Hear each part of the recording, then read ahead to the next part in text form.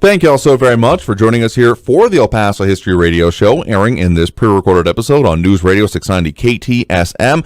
I'm your host, Andrew J. Polk. Thank you for tuning in, however you may be doing so, be it on air, online, live streaming through the free and reliable iHeartRadio app, or joining us over on the various social media pages. We are streaming with full video and images that we're going to be talking about today as we explore the history, the performances this year, and some of the specific subjects that will be a part of this year's Plaza Classic Film Festival happening towards the end of July this month. So again, you can find us at ktsmradio.com, the El Paso History Radio Show Facebook page, El Paso History YouTube channel, as well as on some of the partner Facebook pages and groups, including Remember in El Paso When.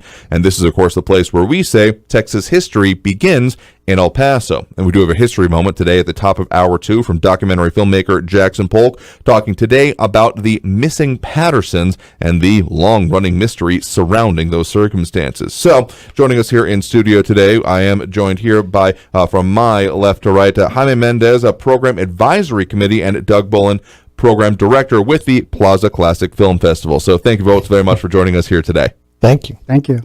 Happy to have you all on because the Plaza Classic Film Festival is one of the things that, as much as I don't always end up getting to go because of scheduling and whatnot, is one of the highlights of the year that I'm always looking at, and often end up treating the program as a kind of wish list of what I hope I'm able to do, and then end up kind of going back and looking back at them anyway. So we have it coming up this year, July 20th through the 30th, and of course centered in and around the Plaza Theater in downtown El Paso. So it takes a lot of work to get this going on here, and we were even talking about it as we were coming into the recording, that as we're recording this, you're still getting some of the actual brochures and flyers and programs in hand from the production. So we're getting right down to it and right down to what it takes to put this together. So for those that may somehow be unfamiliar with this, because there's always someone who is coming out from that apparently large and soundproof rock that exists out there somewhere, when someone is saying, so what is this? I mean, a film festival sounds pretty self-explanatory, but specifically the Plaza Classic Film Festival,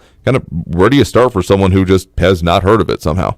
Well, you know, the name Classic is in there, so that's a big hint, but it's a huge festival. It's 11 days. We have over 100 movies and events, predominantly classics, in this case meaning movies from anywhere from the early 1900s to the early 2000s. Oh, okay.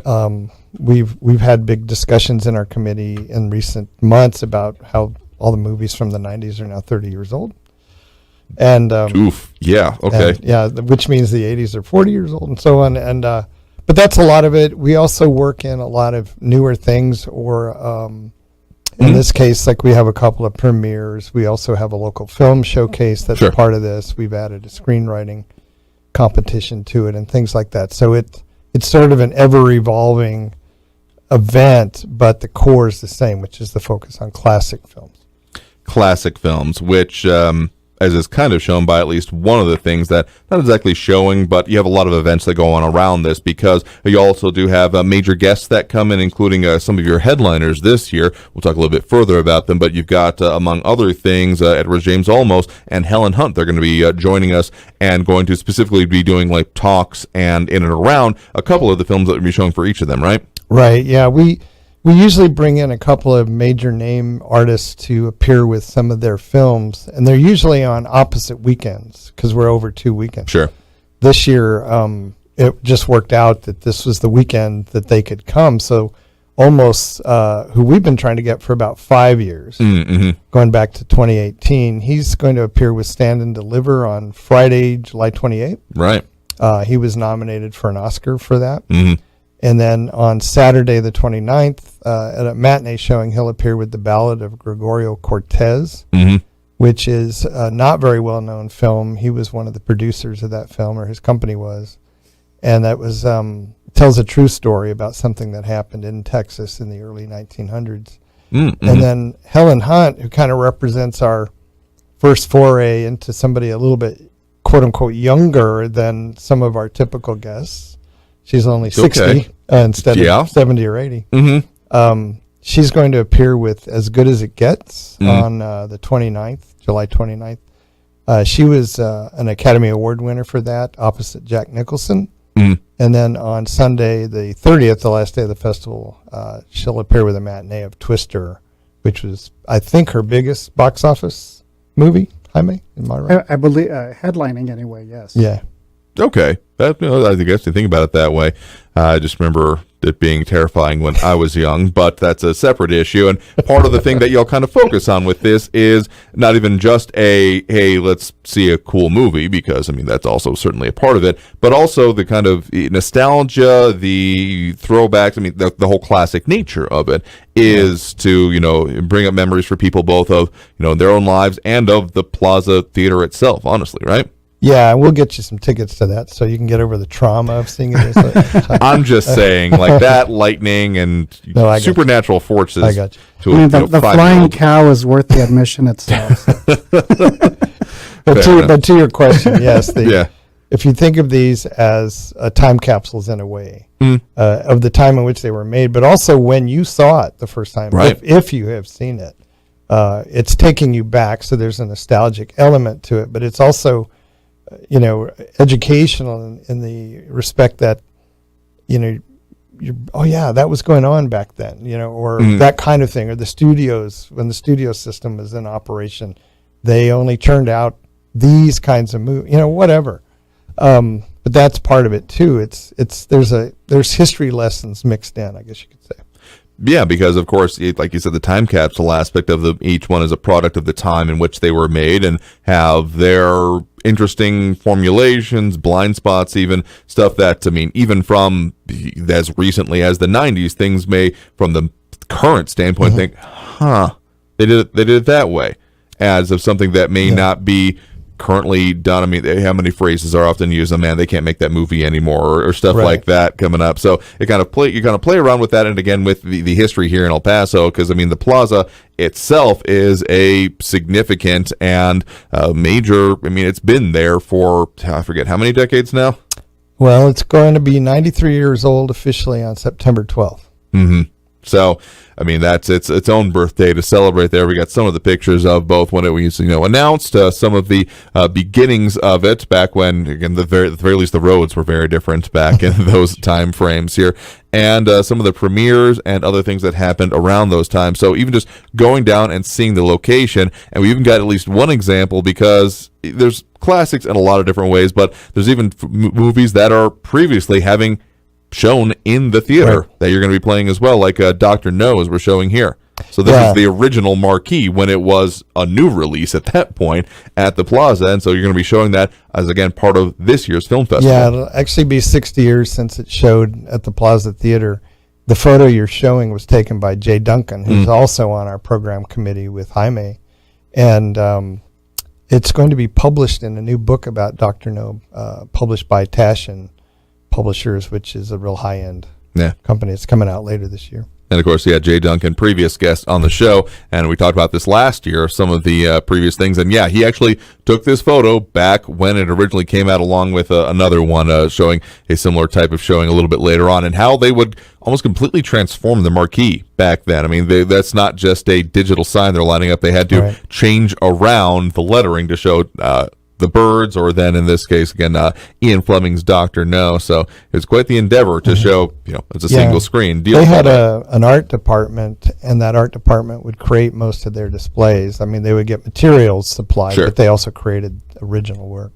So it's both, again, nostalgic, it's a look back, and again to the own history of it here. So when it comes to the selection for this year, the way you all put it together, I mean, how many films have it been crammed into this year's schedule? I think we're at 99. If you include, like with our local flavor showcase, our Femme Frontera showcase, and that kind of stuff, short films. So 99, so almost at 100 there. But some things have even been kind of almost shifting to this point, right? Yeah, that happens. We had two late editions that delayed, frankly, a lot of our printed materials because we had to scramble. One is the Tex-Mex Motors program we're doing as part of our Filmmakers Brunch. Tex-Mex Motors is a Netflix series that was shot in El Paso last year and debuted June 9th on Netflix. It was top 10, I think, its first week. couple of the cast members are local guys, Scooter Correa, Right. for example. Scooter also guests in a couple previous weeks on this Did he? program here, yeah, as well. Yeah, and so what we're going to do is we every year we have something called the Filmmakers Brunch, and I describe it as kind of a look behind the scenes, pull back the curtain a little bit. And in this case, we're going to screen the first episode, the one that, the pilot episode. And then after that, Scooter, Henicio, Rabbit, the sales guy, is coming in from South Carolina, and one of the producers will do a Q&A afterwards. And the other one, though, is a work in progress. I'm calling it, the title is The Healing Garden, but there's a longer title, and it has changed several times. Okay. So we're just calling it The Healing Garden for the time being. And it is a short documentary about the Healing Garden at Escalante Park. We're working with the county judge's office on that. And that's going to screen on July 29th in the Philanthropy Theater. But to accommodate it, we had to blow out a movie. So we had Best in Show at that spot. We moved it back to 9 o'clock. We took out a movie I really wanted to show, Invasion of the Body Snatchers. Okay. Which is on the list now for 2024. Yeah. And that's come up very late in the process, but we found a way to make it work. So things shifting, and it's hopefully at this point, because now we do have, the printed one I got in my hand right here, generous enough to provide for this. Hopefully not going to have to break out any correction fluid or whiteout on all of these at this point. So pretty well set here as we're recording this now, as we're a couple of weeks out from actually getting into the film festival itself, or the completion of it anyway. Yeah. There probably will be some whiteout. Yeah. So hopefully they won't be too much more of that will happen. But again, this will be happening at the Plaza Theater for the Plaza Classic Film Festival in downtown El Paso. Though, like you also mentioned, kind of in the complex area there, the Philanthropy Theater that's up there above it's currently a restaurant right now, right? Above the box office. It's above the box office. Yeah. And we do some movies on Oregon Street. We do some movies on top of the Mills Plaza parking garage. Right. And then we have some free movies, documentaries, primarily at the Art Museum on Saturday. So around that area, or pretty close nearby, is kind of all the things going on there. So we're going to talk a lot more about what y'all got going on. And again, part of why it's a good connection to the community, why it's got, either nostalgia or I'm going to try to use the phrase here, newer classic. I don't know. It still just feels weird. Something that I saw in theaters is modern classic. There we go. That's a good way to put it. That's our euphemism. Yeah, to try and say that we're not getting old. Anyway, Hot Law Crime coming there. Again, that's Doug Pullen, again, program director. Again, also joining us here in studio, Jaime Mendez, program advisory committee member with the Plaza Classic Film Festival. Details on all of this, as we're going to be talking about throughout the rest of this Plaza Classic Film Festival. You can, of course, find that online for yourself by visiting plazaclassic.com. So, taking that first break of this hour right now, stay tuned for more on the El Paso History Radio Show after this on News Radio 690 KTSM. You are listening to the El Paso History Radio Show, streaming on Facebook, where you can find archive radio programs. The El Paso History Radio Show also streams on the Facebook page Remember in El Paso When, run by Chief Administrator Barbara Gibbon-Baney, known as BGB. Check out that page for thousands of archive pictures and videos of El Paso history. Remember in El Paso When on Facebook. The El Paso History Radio Show also streams on Saturday mornings on our YouTube channel, El Paso History TV. Go to youtube.com/El Paso History TV for archives of the El Paso History Radio Show. Also on that YouTube channel, you can see for free many other videos, documentaries, and lectures about El Paso area history at youtube.com/El Paso History TV. Additionally, watch a dozen TV documentaries about El Paso history for free there on our YouTube channel. This includes Legends of El Paso's Mountains, Gunfights of the Old West, El Paso's Waco Tanks, Mexican Revolution sites in El Paso, and 8 more TV documentaries produced by El Paso filmmaker Jackson Polk since 2001. And at youtube.com/El Paso History TV, you can watch for free 20 short videos we produced that were broadcast on ABC 7 KVIA TV newscasts. This series is called El Paso History TV and features Spanish missions and churches on El Paso's Mission Trail, plus the Guadalupe Mission in Juarez, Mexico. That church was built in 1659 and is the oldest known adobe building on the El Paso Juarez Valley. It still welcomes Catholic worshipers today. Go to El Paso History TV on YouTube.com. You're listening to the El Paso History Radio Show streaming on Facebook, where you can find archive radio programs. The El Paso History Radio Show also streams on the Facebook page Remember in El Paso When, run by Chief Administrator Barbara Gibbon-Bainey, known as BGB. Check out that page for thousands of archived pictures and videos of El Paso history. Remember in El Paso When on Facebook. The El Paso History Radio Show also streams on Saturday mornings on our YouTube channel, El Paso History TV. Go to youtube.com/El Paso History TV for archives of the El Paso History Radio Show. Also on that YouTube channel, you can see for free many other videos, documentaries, and lectures about El Paso area history at youtube.com/El Paso History TV. Additionally, watch a dozen TV documentaries about El Paso history for free there on our YouTube channel. This includes Legends of El Paso's Mountains, Gunfights of the Old West, El Paso's Waco Tanks, Mexican Revolution sites in El Paso, and 8 more TV documentaries produced by El Paso filmmaker Jackson Polk since 2001. And at youtube.com/El Paso History TV, you can watch for free 20 short videos we produced that were broadcast on ABC 7 KVIA TV newscasts. This series is called El Paso History TV and features Spanish missions and churches on El Paso's Mission Trail, plus the Guadalupe Mission in Juarez, Mexico.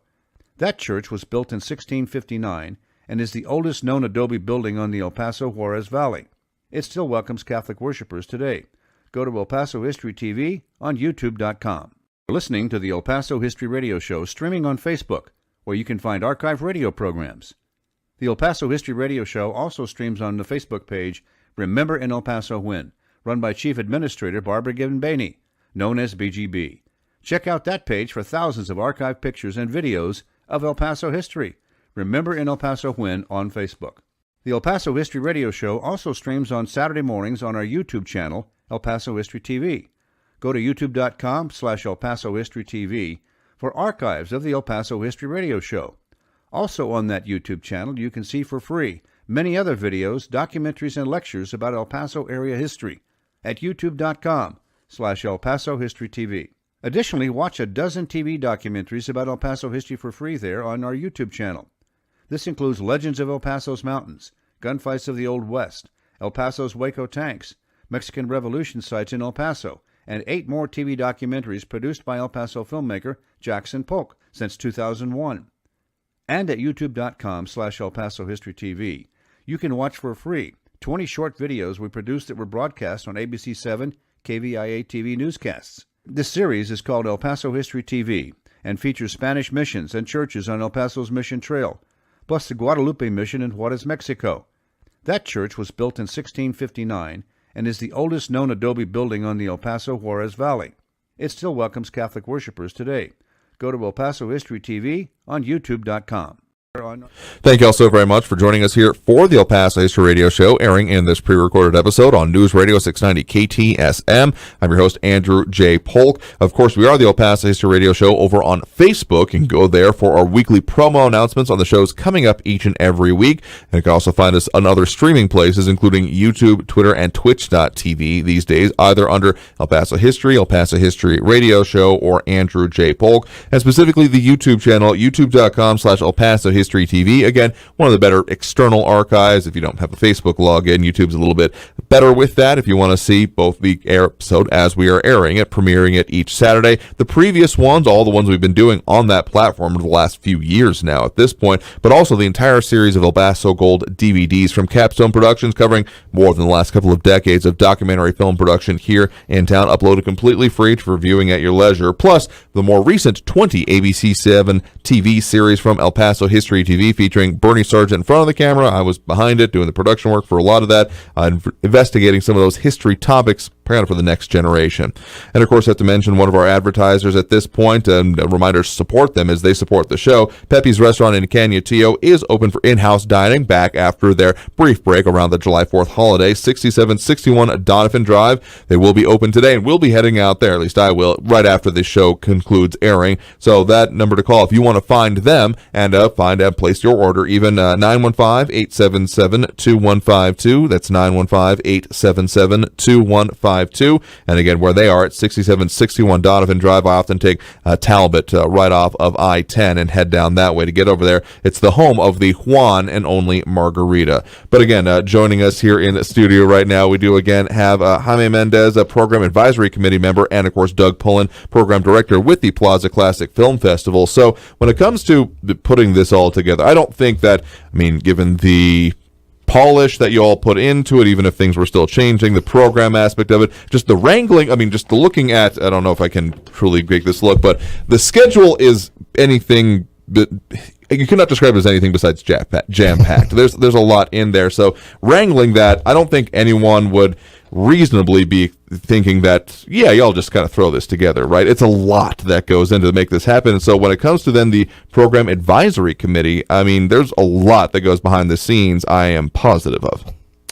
Yeah, so this is my 10th year being on the Program Advisory Committee, and it's weird to even think it's been 10 years because, it's just such a fun part of my yearly commitment to the film festival and film in general, because I'm a total cinephile. I love watching films. That's something that I've been doing since I was a little kid, and I still remember the first movie that impacted me tremendously, which we're actually showing this year, really, which is King Kong with Jessica Lange and Jeff Bridges. So that was the first movie I saw at the Cinema Park Drive-In on Montana. If you can go back, I was like 6 years old. And it left such an impression on me, and every emotion that you can think of, from being scared to being sad. And so to be able to be around a committee and talk about different titles that we are thinking about and themes, we like to talk about themes, like what themes should we bring together. And so there's a large group of us that get together once a month. And we're hosted over at the El Paso Community Foundation and the foundation room. And so we sit and we talk about a lot of potential themes and movies that are connected to that theme, and span the decades. And so, whenever we get a chance to really push for a certain title, like in this case, King Kong, which it wasn't really discussed because it was part of an Academy Award contest that we had amongst ourselves, and I happened to win it. Okay. And so the winner gets to pick a film without any kind of debate or discussion. So I picked King Kong because I just remember having gone through, that experience being a young child at the drive-in. But yeah, no, it's great. It's great to talk with other film aficionados and to really see what they want to see on the big screen, because ultimately it's not just about putting any title, and bringing it to a film festival. It's like, what type of impact did it do culturally, or maybe within our community, or what did it do, individually? And the fact that you get to experience it on a big screen, it's not on your small television set at home. And sure, or more recently, the cell phones, which everyone watched on, yeah. And I've told this to many people. It doesn't matter if this is your first or 21st time you've seen a film. Being in an audience and being surrounded by the different emotions that are connected to a film just elevate the experience. And so just being in the Plaza Theater, if you haven't done it, you got to go check it out. And oh, yeah. Yeah. And that's one of the reasons I asked, explain what's going on with this, because I'm sure there's someone out there saying, who doesn't know about this? Who doesn't know about the Plaza, what's going on there? But literally, in even the planning for this show, some people that I know and I would have expected to were like, so wait, what is this? What's the Plaza? So there's always someone out there that has not had the chance to, may not have been. When I was growing up, the Plaza was no longer in functionality, and so it's come back. And since then, so there's still people, this is going to be their introduction to it, a new generation coming forward. So that's one of the most important aspects of this, of course, because the fact that this was preserved, saved, is a historic location in its own right, and then the history surrounding it. And I also dare say, okay, I wouldn't quite label myself a cinephile, because I don't think I could stand up to any of y'all in the Oscars contest or anything like that. But it's nigh, I dare say, a religious experience, because outside of religion, where else do you expect to go sit with attention paid in one direction with everyone in almost reverent silence for the entire duration of it? And if you're not in reverent silence, you often get very stern looks and shushing towards you. But outside of, you start thinking about pews pretty easily, at least in my mind. So it's something we all come together and are participating in this one thing for a a set duration of time, and there's not a whole lot of other places or circumstances that happens these days. Yeah, and I think the other added aspect to being on this committee is that we're not only pitching ideas for films, we're telling within ourselves that we're ready to step in front of the camera, not the camera, in front of the stage and introduce the film, to give a little tidbit and background on the film. We're not just turning on the projector and letting the film play. We give a little background so that people can see, what impact did this have, or what was involved in the production of this film. I mean, it's not a long, drawn-out lecture, even though we do have some of those. Absolutely, there are some of those that happen as well. So if people want that, it does exist. Yes. But in the front of every film, it's context. Right. And so we get to share why we're excited to see this film on the big screen. A couple little trivia tidbits, maybe production notes, and then that goes right into the film. Absolutely. Yeah, it's a working committee. In other words, they don't just meet and have lunch. We kick around ideas for a long time. But they also help write the playbill, the program, that 80-page program that we put out, and they help introduce films, and then they also do the lectures that we put in there. And one thing you should know about Jaime is that we are doing a theme this year that he and a couple others have been pushing for several years, and I've always resisted until I finally figured out a way that I thought would work to make me feel better, but he can tell you more about it. Yeah, one of the themes that we I think it was brought up almost 8 years ago, if I want to be 8 years ago, kind of put that into context. Family dysfunction and family dysfunction in film. I mean, it's been present since the introduction of film, and so who doesn't have a connection to some sort of family dysfunction, and how better to experience it than watching it on film and saying, I could relate to that, or that would never have been in my family, but just to experience some of that. So I know one of the films that I'll be lecturing on this at the festival will be Kramer versus Kramer, which is again a film about child custody, divorcing parents, Meryl Streep and Dustin Hoffman going at it, and very well made film, and won several Academy Awards. And so I get to share some of the production and some of the background on how that film came to be made. And it's, of course, kind of in that theme here. I can see the lines with it, as among other things, you got Mrs. Doubtfire on the front of the program schedule there. So, yeah, I could see that line being drawn through. So that's part of it. That's going to be explored here. But we'll talk a lot bit more about that. Got to take that next break right now. Again, that was Jaime Mendez, a Program Advisory Committee member, and, of course, Doug Pullen, Program Director, joining us here in studio right now. We'll continue talking about what's coming up, the many different features, and some of the specific performances that will be a part of the Plaza Classic Film Festival. Again, all the details on that coming up July 20th through the 30th of this year, plazaclassic.com. So taking that next break, back right after this with more on the El Paso History Radio Show here on News Radio 690 KTSM. You are listening to the El Paso History Radio Show, streaming on Facebook, where you can find archive radio programs. The El Paso History Radio Show also streams on the Facebook page Remember in El Paso When, run by Chief Administrator Barbara Gibbon-Bainey, known as BGB. Check out that page for thousands of archived pictures and videos of El Paso history. Remember in El Paso When on Facebook. The El Paso History Radio Show also streams on Saturday mornings on our YouTube channel, El Paso History TV. Go to youtube.com/El Paso History TV for archives of the El Paso History Radio Show. Also on that YouTube channel, you can see for free many other videos, documentaries, and lectures about El Paso area history at youtube.com/El Paso History TV. Additionally, watch a dozen TV documentaries about El Paso history for free there on our YouTube channel. This includes Legends of El Paso's Mountains, Gunfights of the Old West, El Paso's Waco Tanks, Mexican Revolution sites in El Paso, and 8 more TV documentaries produced by El Paso filmmaker Jackson Polk since 2001.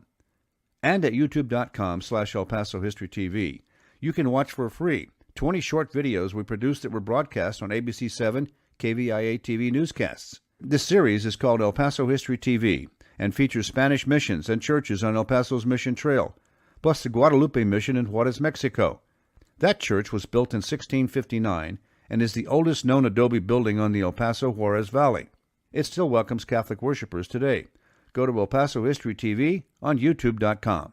You're listening to the El Paso History Radio Show, streaming on Facebook, where you can find archive radio programs.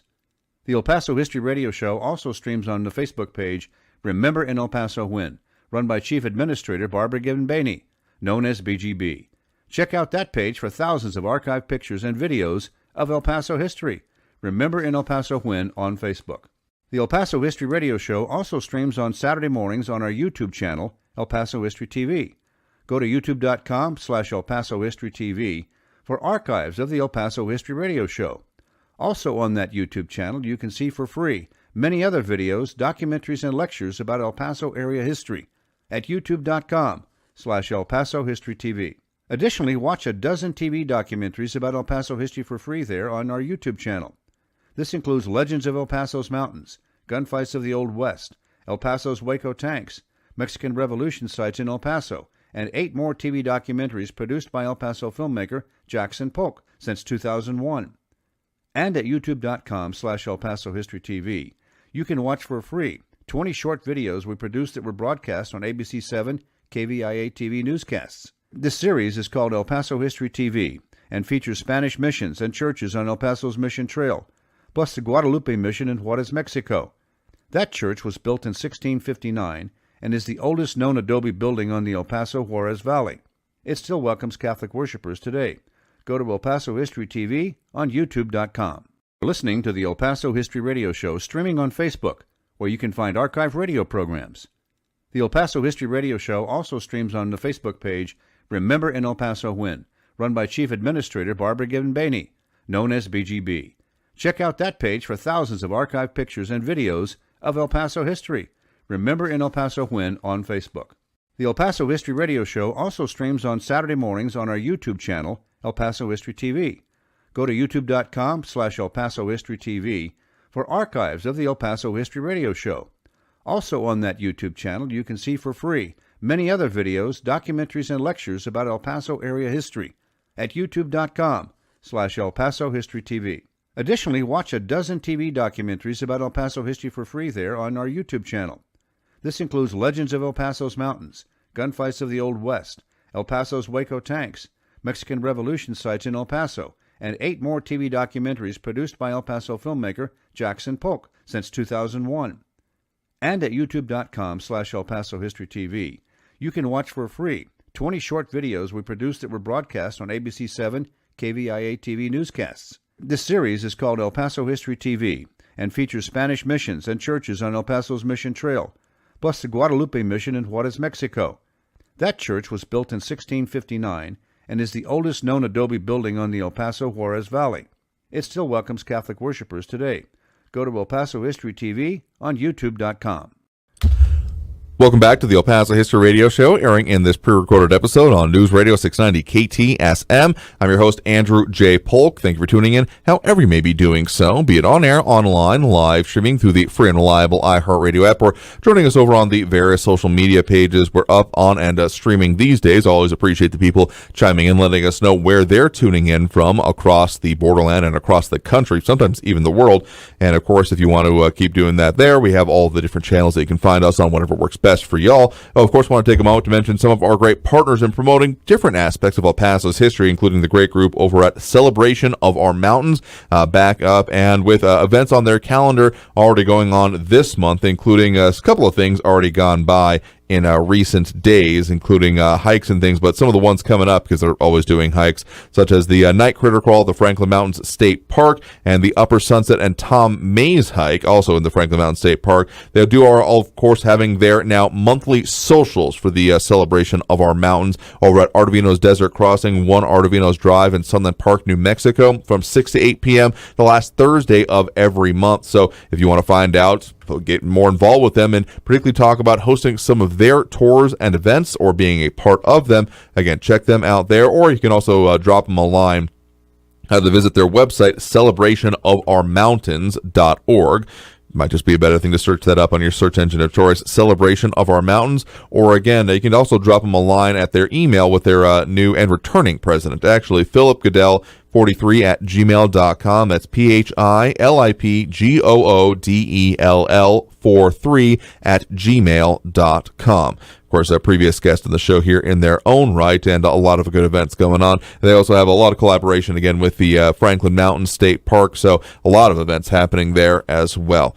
So, again, joining us here in studio right now, we are, of course, joined by, again, from my left, right, Jaime Mendez, Program Advisory Committee member, and Doug Pullen, Program Director for the Plaza Classic Film Festival. That is, again, happening this month. So, coming up here before too long, going to be between July 20th and the 30th, pulling into 99 different performances. But does that also include, like, the lectures and the other smaller parts, or is that just what's going to be on screen? That's just on screen. It's about 110 to 115 events.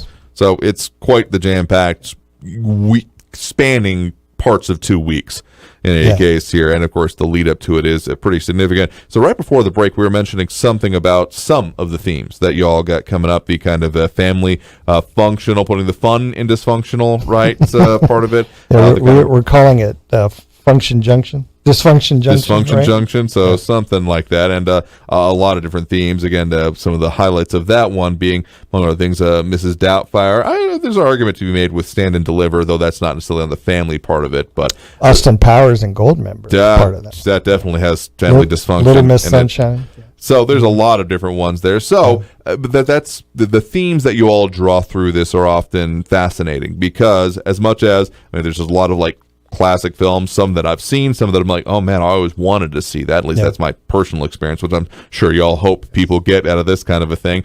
But there's other things that you also kind of weave throughout this one. There's like one other major one that y'all have kind of put together for this year, right? Yes. You want to talk about it? So again, being on the committee, a few years back, one of our committee members, Lisa Elliott, who is a professor at El Paso Community College, she kept wanting to bring up the mockumentaries or mock docs, and one of the films that she has brought over for many years is Drop Dead Gorgeous, and I know she always made the case about that being just hilarious, and I haven't seen it, so I'm looking forward to watching it for the first time.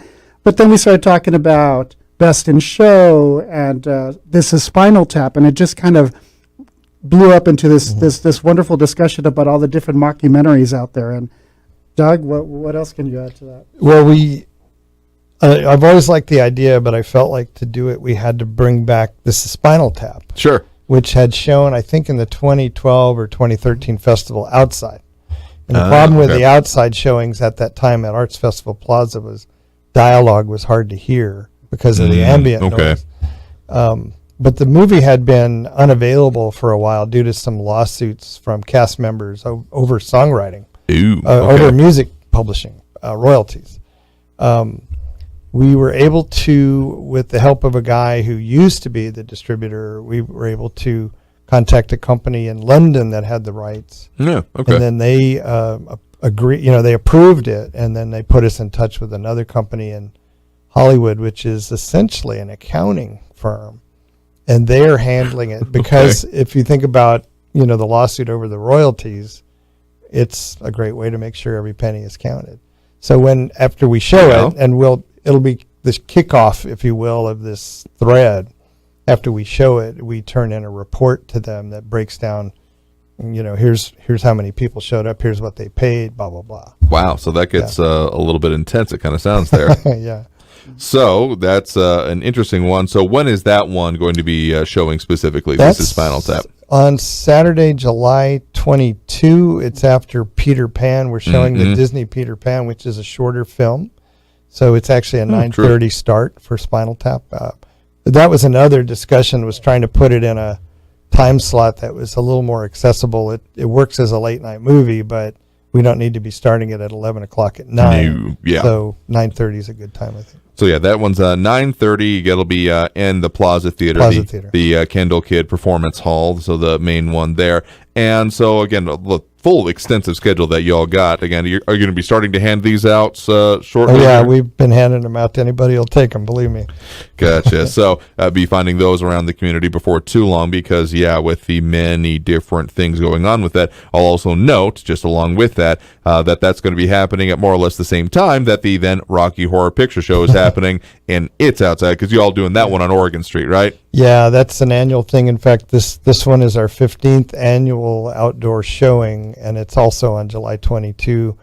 And Jaime will be introducing that film. He asked if he could introduce it. Yeah, I like to get the crowd going. You know, it seems like every year it just grows more. Really? Even now? With people dressing up and really wanting to role play. And so the last couple of years, I've just started with having a little sing-along, and everyone's joined in. So it's kind of my rock star moment. I get to sing up there with them and get them going, and it's great. It's a fun experience for all ages, though I'm sure the content's not for all ages, but just seeing it, just a spectacle and all the wonderful creativity that our community members put together to come in and enjoy this presentation. Yeah, I'm not quite sure I'd call it raunchy, but I wouldn't take my 5-year-old to it or something like that. It is R-rated. Yeah, that's a very good point. But Yes. it does have the singing and dancing components, like the audience participation, which for anyone having previously been to, because I remember the first time I went to Rocky Horror, I learned the lesson of you should always at least Google something that people seem very excited about, because I went in completely blind. And, What the hell are they talking about? well, and then the things that happened as part of anyway. Yeah.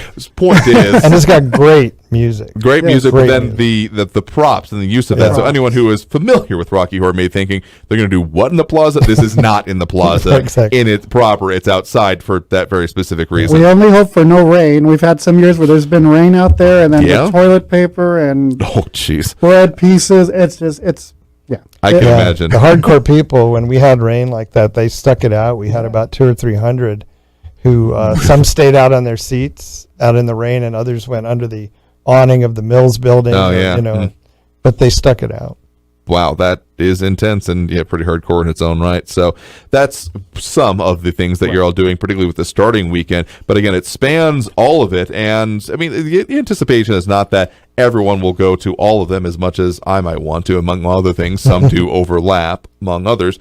But really, there's meant to be through the duration of it, something for just about everyone, right? Yeah, in fact, the reason we are earlier this year, we moved up a week from what we've been doing. And we did that in part because the schools had all moved up the start of the school year. And then we were getting complaints and or requests from teachers, from parents, like, is there any way you can start earlier? Okay. So we hold the dates in advance, and then we confirm them. And once we knew that the school year this year was going to start July 31, we held the dates earlier, and that allows us not only to try to accommodate them, but programming-wise, we have a lot more kids' movies than we've had since 2019. Really? Okay. So in the Philanthropy Theater, we have kids' movies in the day, on the weekdays, so the Muppet Movie and Babe and Dr. Dolittle and The Sandlot and things like that. And it's $4 a ticket, so it's very affordable for most people anyway. And then we've sprinkled some into the Plaza Theater, like Peter Pan. Sure. And we're showing Ponyo this year. We brought some anime back. And we've got Finding Nemo. It's the 20th anniversary of Finding Nemo. Ooh, yeah. Okay. Again, put it that way. We've been saying P. Sherman, 42 Wallaby Way, Sydney, Australia for 20 years when you put it that way. So, again, there's a lot going on with it. And, again, that's Doug Pullen, the program director. Again, also joining us here in studio, Jaime Mendez, program advisory committee member, all with the Plaza Classic Film Festival. Again, all the details, all the timing, everything we're talking about, find that online, plazaclassic.com. Got to take that next break right now. Coming out of this break, we'll be talking more about the theme, the duration of it, and some of the things that will also be more towards closing it out, along with the, again, special guests and other lectures. So stay tuned for more on the El Paso History Radio Show after this break on News Radio 690 KTSM.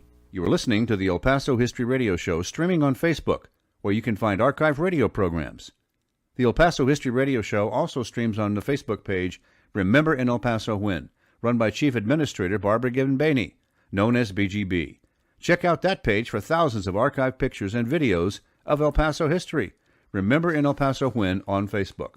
The El Paso History Radio Show also streams on Saturday mornings on our YouTube channel, El Paso History TV.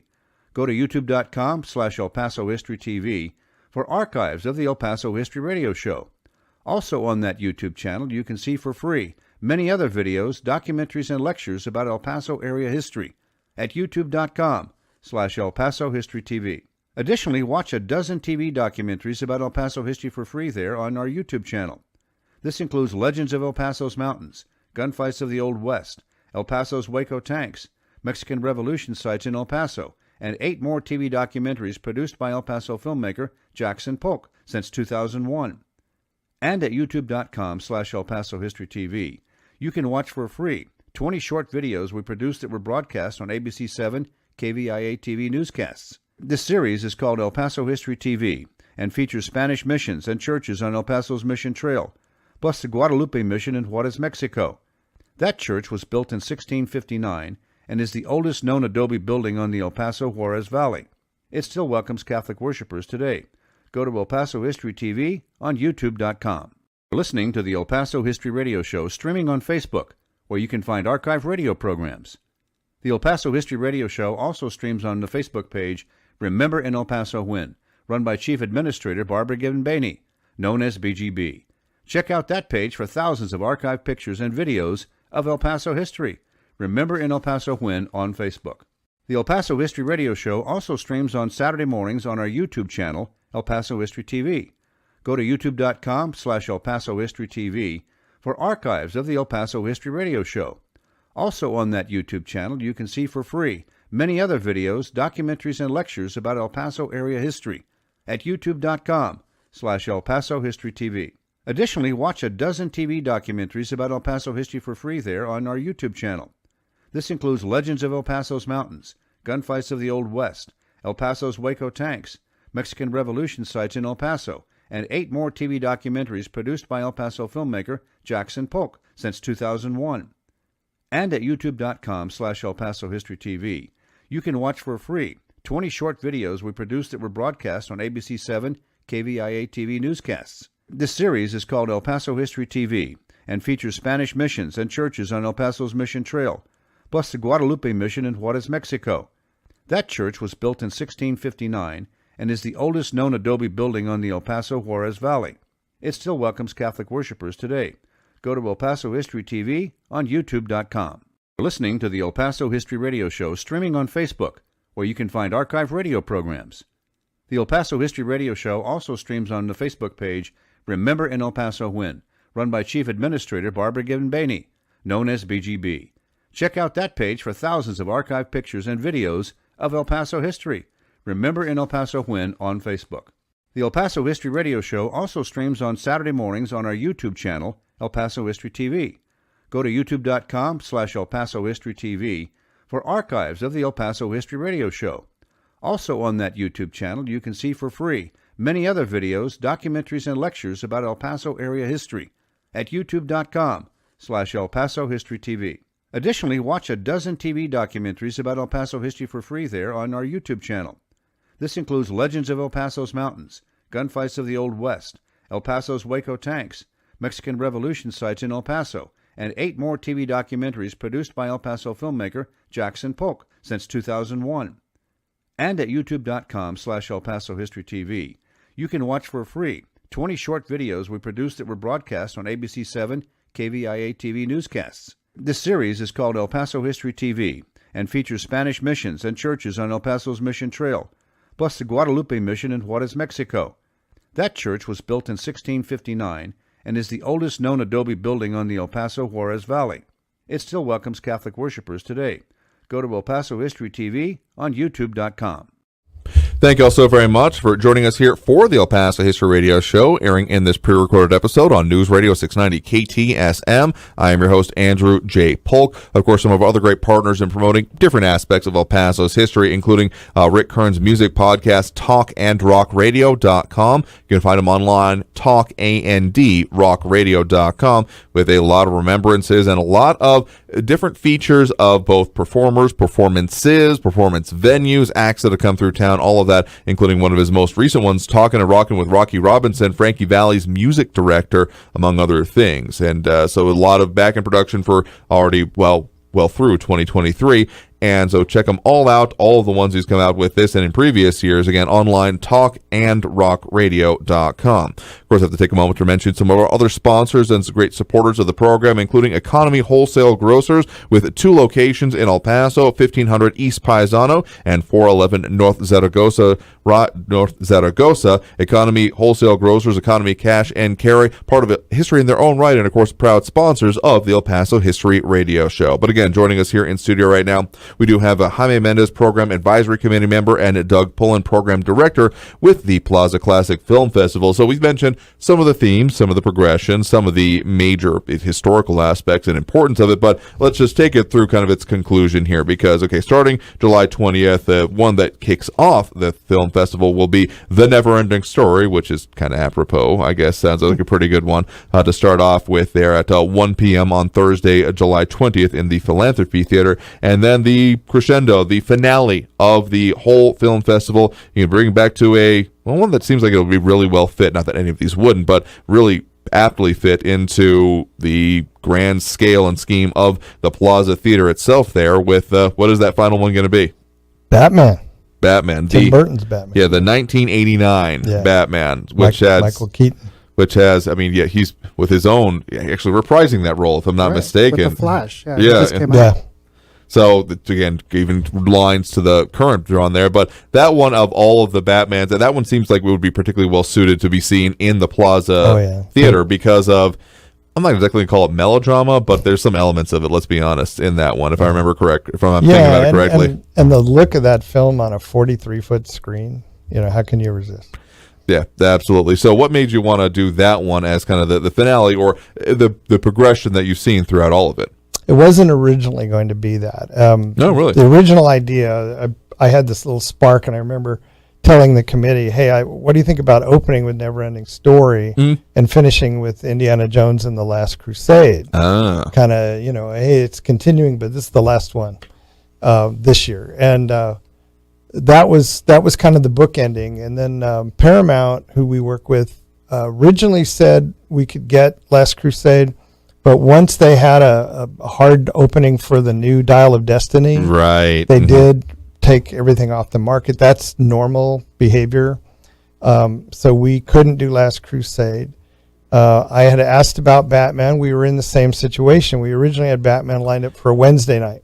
Oh, okay. And Warner Brothers at that time had it off the market through July 31st because The Flash was going to be opening. Yeah. And I made an appeal to them about, hey, it's just a day difference. What if we showed it at the end?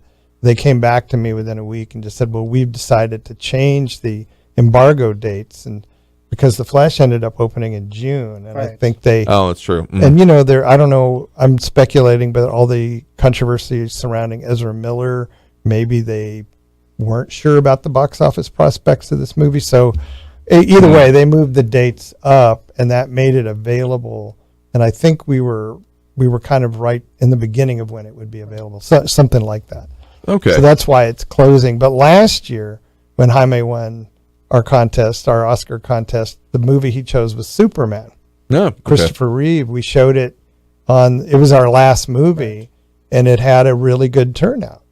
So in a way, maybe it's kismet. Maybe it's supposed to be that way. Yeah, I think it. If you think about Batman in 1989 when it came out, I think it was the original. Even though Superman, which was well received, I think Batman became kind of the springboard for where we are now with superhero movies, because Batman just became this big, iconic, cinematic figure that rose again from the ashes from the earlier campy TV show of the 60s. Now we have a dark version, and it really captivated audience. And then you had Jack Nicholson that just took on that Joker role and really elevated it to a really high level, and a great performance by him. And then the soundtrack by Prince. I mean, mix that in. Right. And that was a hit also on MTV at the time, the Bat Dance song and all that with Prince. So I just think it's culturally, it speaks to that time period very well. Yep, I mean, it's definitely, it's iconic in its own right, in the fact that we've seen throwbacks to it even in the modern day was a testament to its staying power, among other things here. So again, that's Jaime Mendez, Program Advisory Committee member, and again, Doug Pullen, Program Director, here with us in studio right now. We got to take that next break, get to the top of the hour news, but coming back after this, we'll be talking more about the progression of the Plaza Classic Film Festival, what they got going on, and again, some of the special guests and the performances and lectures that will be happening around that. So taking that break, back after the top of the hour news, so stay tuned for more on the El Paso History Radio Show here on News Radio 690 KTSM. You are listening to the El Paso History Radio Show, streaming on Facebook, where you can find archive radio programs. The El Paso History Radio Show also streams on the Facebook page Remember in El Paso When, run by Chief Administrator Barbara Gibbon-Bainey, known as BGB. Check out that page for thousands of archived pictures and videos of El Paso history. Remember in El Paso When on Facebook. The El Paso History Radio Show also streams on Saturday mornings on our YouTube channel, El Paso History TV. Go to youtube.com/El Paso History TV for archives of the El Paso History Radio Show. Also on that YouTube channel, you can see for free many other videos, documentaries, and lectures about El Paso area history at youtube.com/El Paso History TV. Additionally, watch a dozen TV documentaries about El Paso history for free there on our YouTube channel. This includes Legends of El Paso's Mountains, Gunfights of the Old West, El Paso's Waco Tanks, Mexican Revolution sites in El Paso, and 8 more TV documentaries produced by El Paso filmmaker Jackson Polk since 2001. And at youtube.com/El Paso History TV, you can watch for free 20 short videos we produced that were broadcast on ABC7 KVIA TV newscasts. This series is called El Paso History TV and features Spanish missions and churches on El Paso's Mission Trail, plus the Guadalupe Mission in Juarez, Mexico. That church was built in 1659 and is the oldest known adobe building on the El Paso Juarez Valley. It still welcomes Catholic worshipers today. Go to El Paso History TV on youtube.com. You're listening to the El Paso History Radio Show streaming on Facebook, where you can find archived radio programs. The El Paso History Radio Show also streams on the Facebook page Remember in El Paso When, run by Chief Administrator Barbara Gibbon-Bainey, known as BGB. Check out that page for thousands of archived pictures and videos of El Paso history. Remember in El Paso When on Facebook. The El Paso History Radio Show also streams on Saturday mornings on our YouTube channel, El Paso History TV.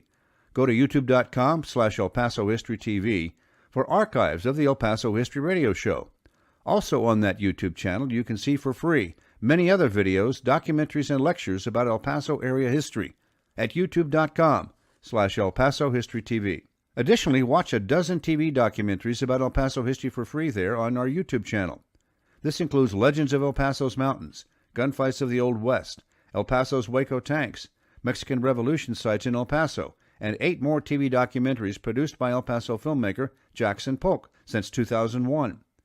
And at youtube.com/El Paso History TV, you can watch for free 20 short videos we produced that were broadcast on ABC7 KVIA TV newscasts. This series is called El Paso History TV and features Spanish missions and churches on El Paso's Mission Trail, plus the Guadalupe Mission in Juarez, Mexico. That church was built in 1659 and is the oldest known adobe building on the El Paso Juarez Valley. It still welcomes Catholic worshipers today. Go to El Paso History TV on youtube.com. You're listening to the El Paso History Radio Show streaming on Facebook, where you can find archived radio programs. The El Paso History Radio Show also streams on the Facebook page Remember in El Paso When, run by Chief Administrator Barbara Gibbon-Bainey, known as BGB. Check out that page for thousands of archived pictures and videos of El Paso history. Remember in El Paso When on Facebook. The El Paso History Radio Show also streams on Saturday mornings on our YouTube channel, El Paso History TV. Go to youtube.com/El Paso History TV for archives of the El Paso History Radio Show. Also on that YouTube channel, you can see for free many other videos, documentaries, and lectures about El Paso area history at youtube.com/El Paso History TV. Additionally, watch a dozen TV documentaries about El Paso history for free there on our YouTube channel. This includes Legends of El Paso's Mountains, Gunfights of the Old West, El Paso's Waco Tanks, Mexican Revolution sites in El Paso, and 8 more TV documentaries produced by El Paso filmmaker Jackson Polk since 2001.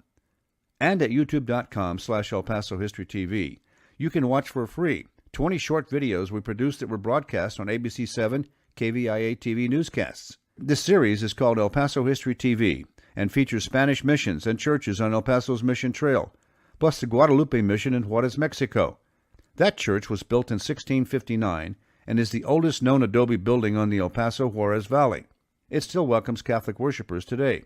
Go to El Paso History TV on youtube.com. You're listening to the El Paso History Radio Show streaming on Facebook, where you can find archived radio programs. The El Paso History Radio Show also streams on the Facebook page Remember in El Paso When, run by Chief Administrator Barbara Gibbon-Bainey, known as BGB. Check out that page for thousands of archived pictures and videos of El Paso history. Remember in El Paso When on Facebook. The El Paso History Radio Show also streams on Saturday mornings on our YouTube channel, El Paso History TV. Go to youtube.com/El Paso History TV for archives of the El Paso History Radio Show. Also on that YouTube channel, you can see for free many other videos, documentaries, and lectures about El Paso area history at youtube.com/El Paso History TV. Additionally, watch a dozen TV documentaries about El Paso history for free there on our YouTube channel. This includes Legends of El Paso's Mountains, Gunfights of the Old West, El Paso's Waco Tanks, Mexican Revolution sites in El Paso, and 8 more TV documentaries produced by El Paso filmmaker Jackson Polk since 2001.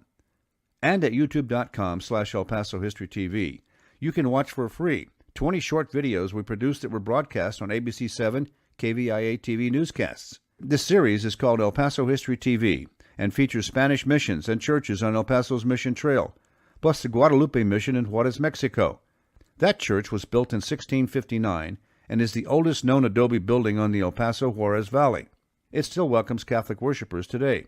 Go to El Paso History TV on youtube.com.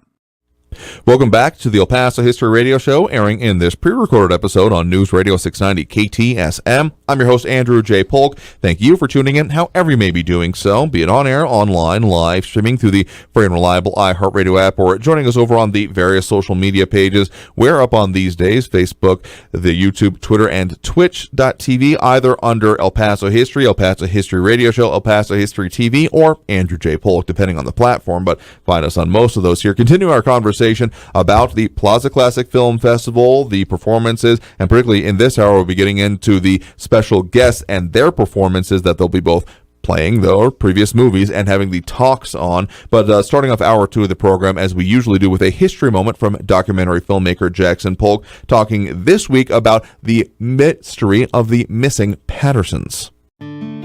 66 years ago, a neighbor of William and Margaret Patterson took boxes of Girl Scout cookies to their home in Kern Place, and, feeling unwelcome, soon left.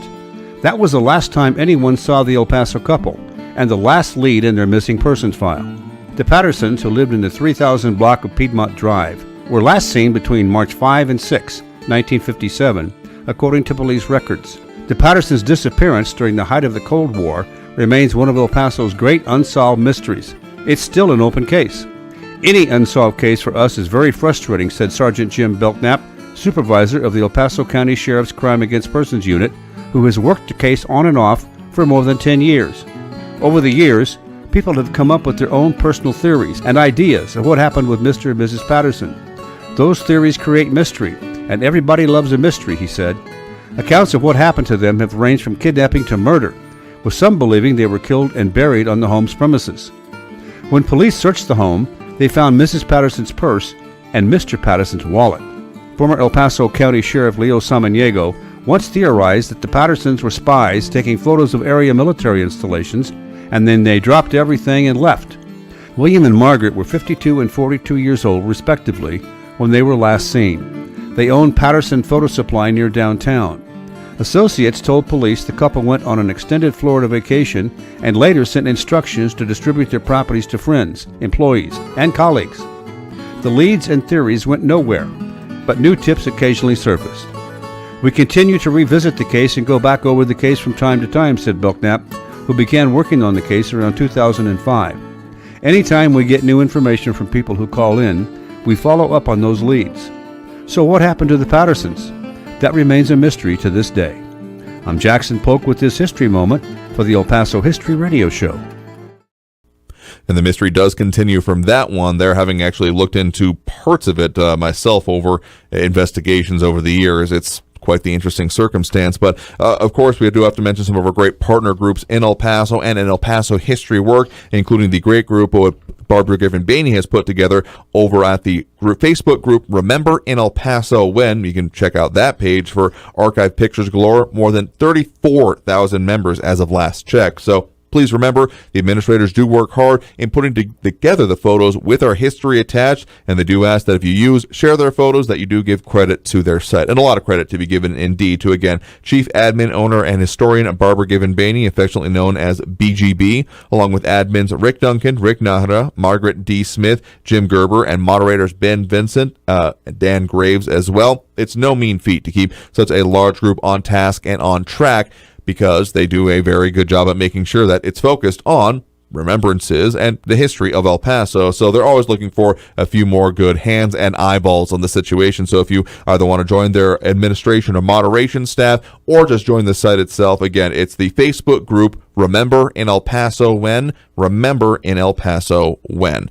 So again, joining us here in studio right now as we're talking about remembrances in different ways, again, Jaime Mendez, Program Advisory Committee member, and Doug Pullen, Program Director, all with the Plaza Classic Film Festival, again, happening this year, specifically between July 20th and the 30th, all for, I guess, centered around the Plaza Theater itself. So you can check that online at plazaclassic.com and see the full schedule of near 100 movies, 100 plus events going on there.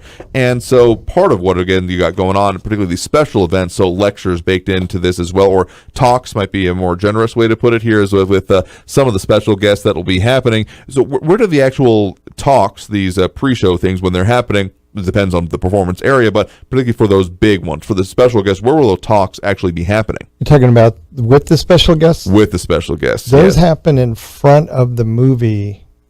So, for example, with Stand and Deliver, that's a 7 p.m. show on July 28th. So at 7 o'clock, Edward James Olmos will come out on stage, and he'll be interviewed for about 20 to 30 minutes, and then we'll go into the movie after that.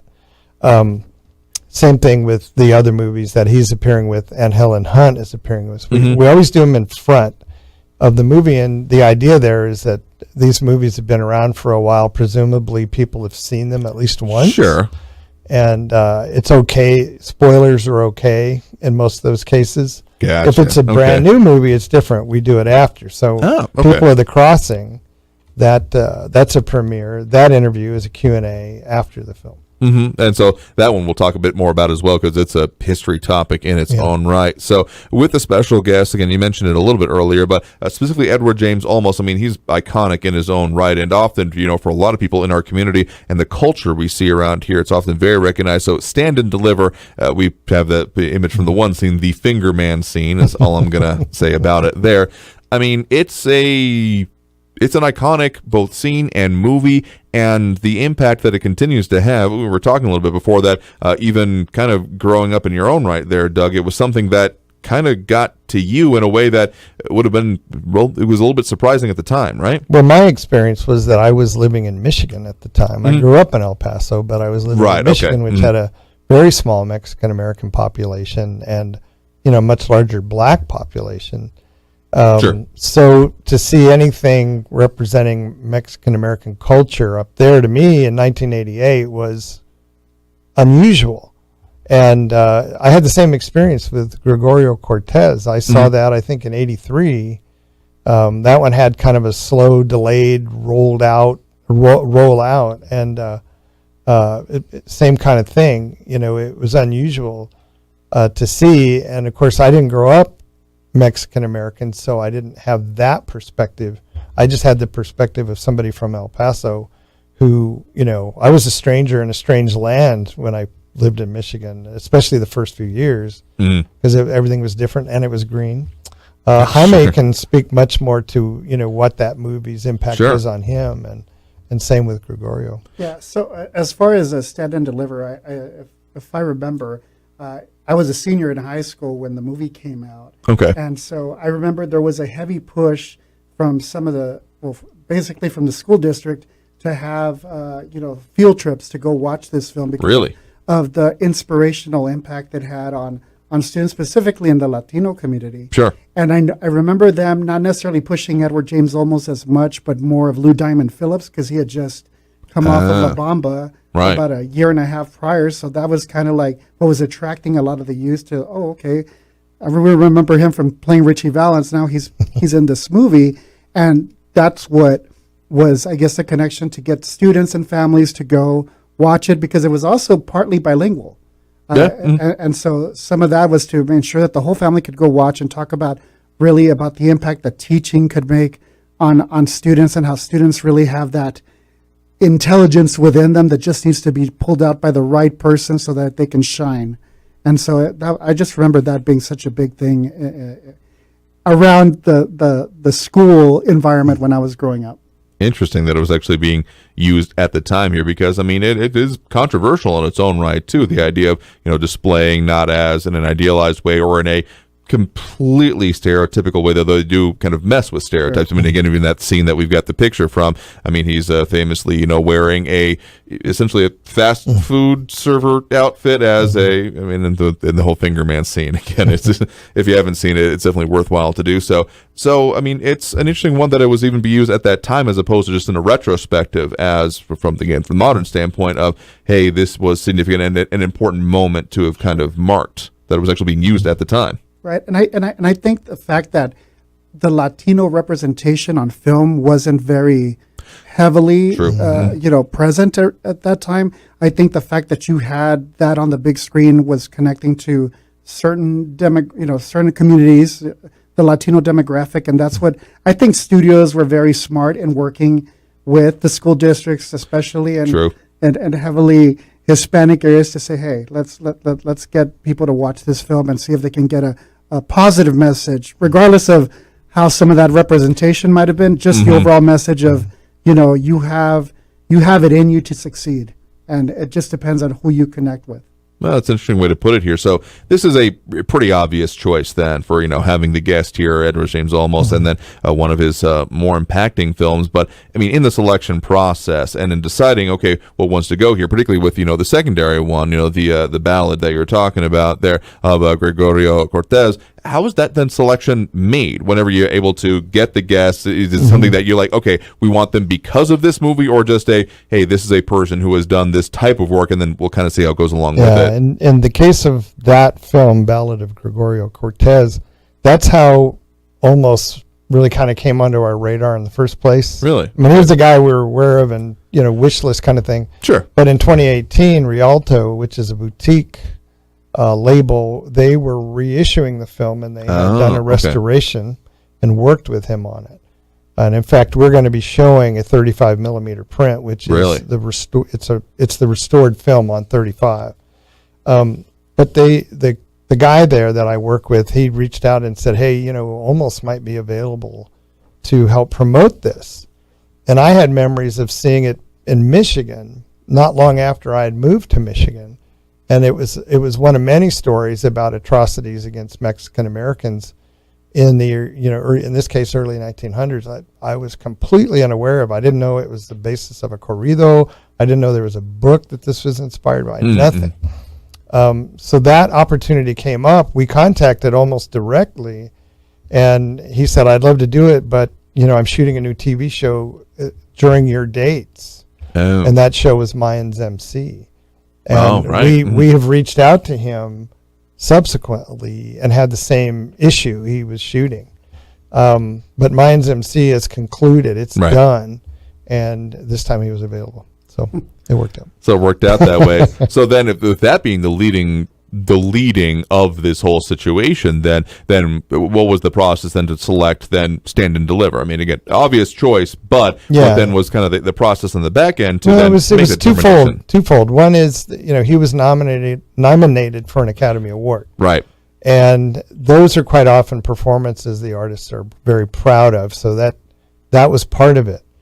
But we have a woman on our staff, Stephanie Otero, one of our VPs, and Stephanie oversees all our education initiatives at the El Paso Community Foundation.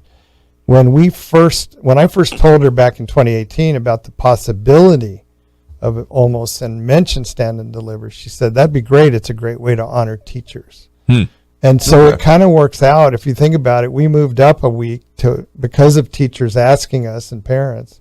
And so we are going to be, not officially honoring teachers. We're not doing anything official and bringing teachers up on stage. Right, okay. But we're trying to get the word out to teachers and parents to see this. And we are actually going to be inviting some young men and women from a program, and I apologize that I can't remember the name properly, but these are people who, got almost didn't make it through the safety net, and they're now getting a second chance.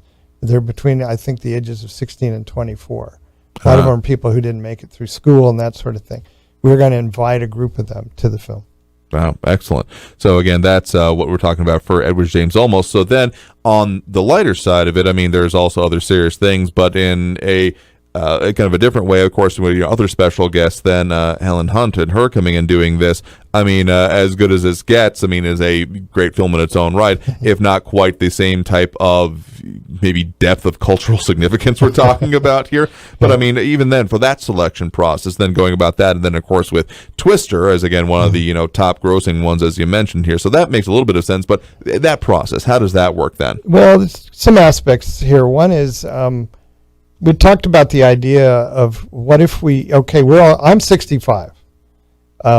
Our audience by nature is older, but it's not strictly old. Right. I mean, you look at the programming, there's stuff for younger people, there's stuff for children and so on. But my age range, the end of the baby boom, we're now sort of the majority of the audience. So people who are my age or Jaime's age, she's younger than me, we're getting into the eras where they came of age or where they were in high school or they were young adults and so on. Those movies need to be in there. I think that's probably one reason why there's a lot of newer films this year. I mean, it wasn't a plan. It just kind of worked out that way.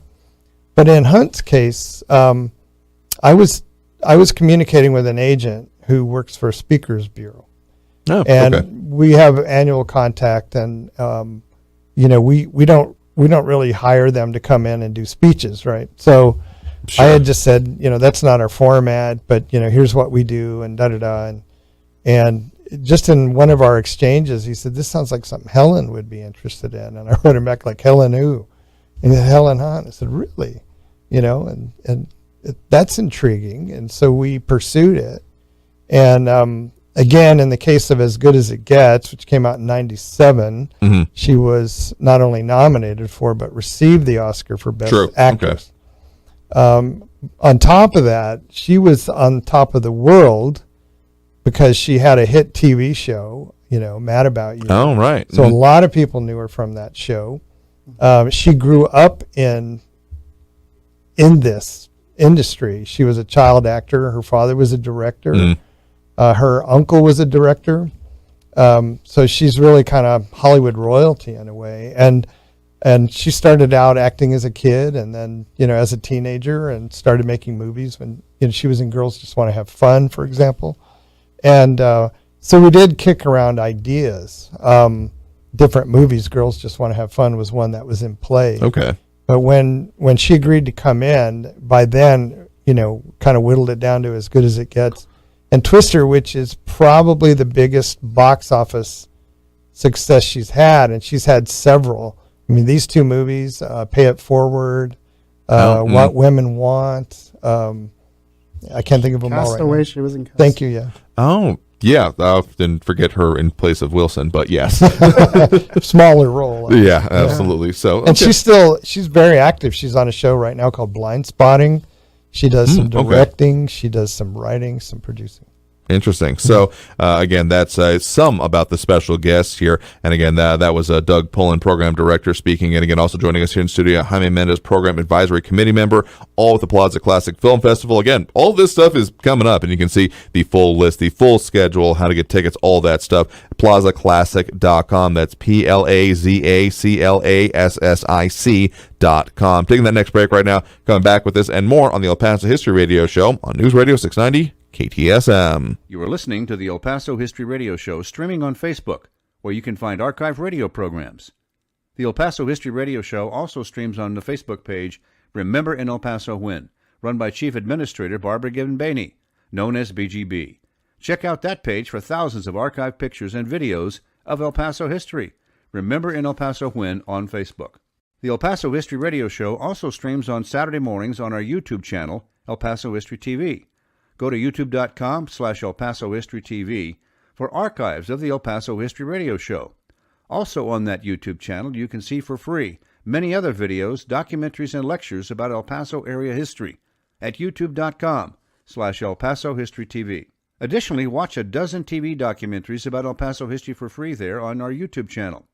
This includes Legends of El Paso's Mountains, Gunfights of the Old West, El Paso's Waco Tanks, Mexican Revolution sites in El Paso, and 8 more TV documentaries produced by El Paso filmmaker Jackson Polk since 2001.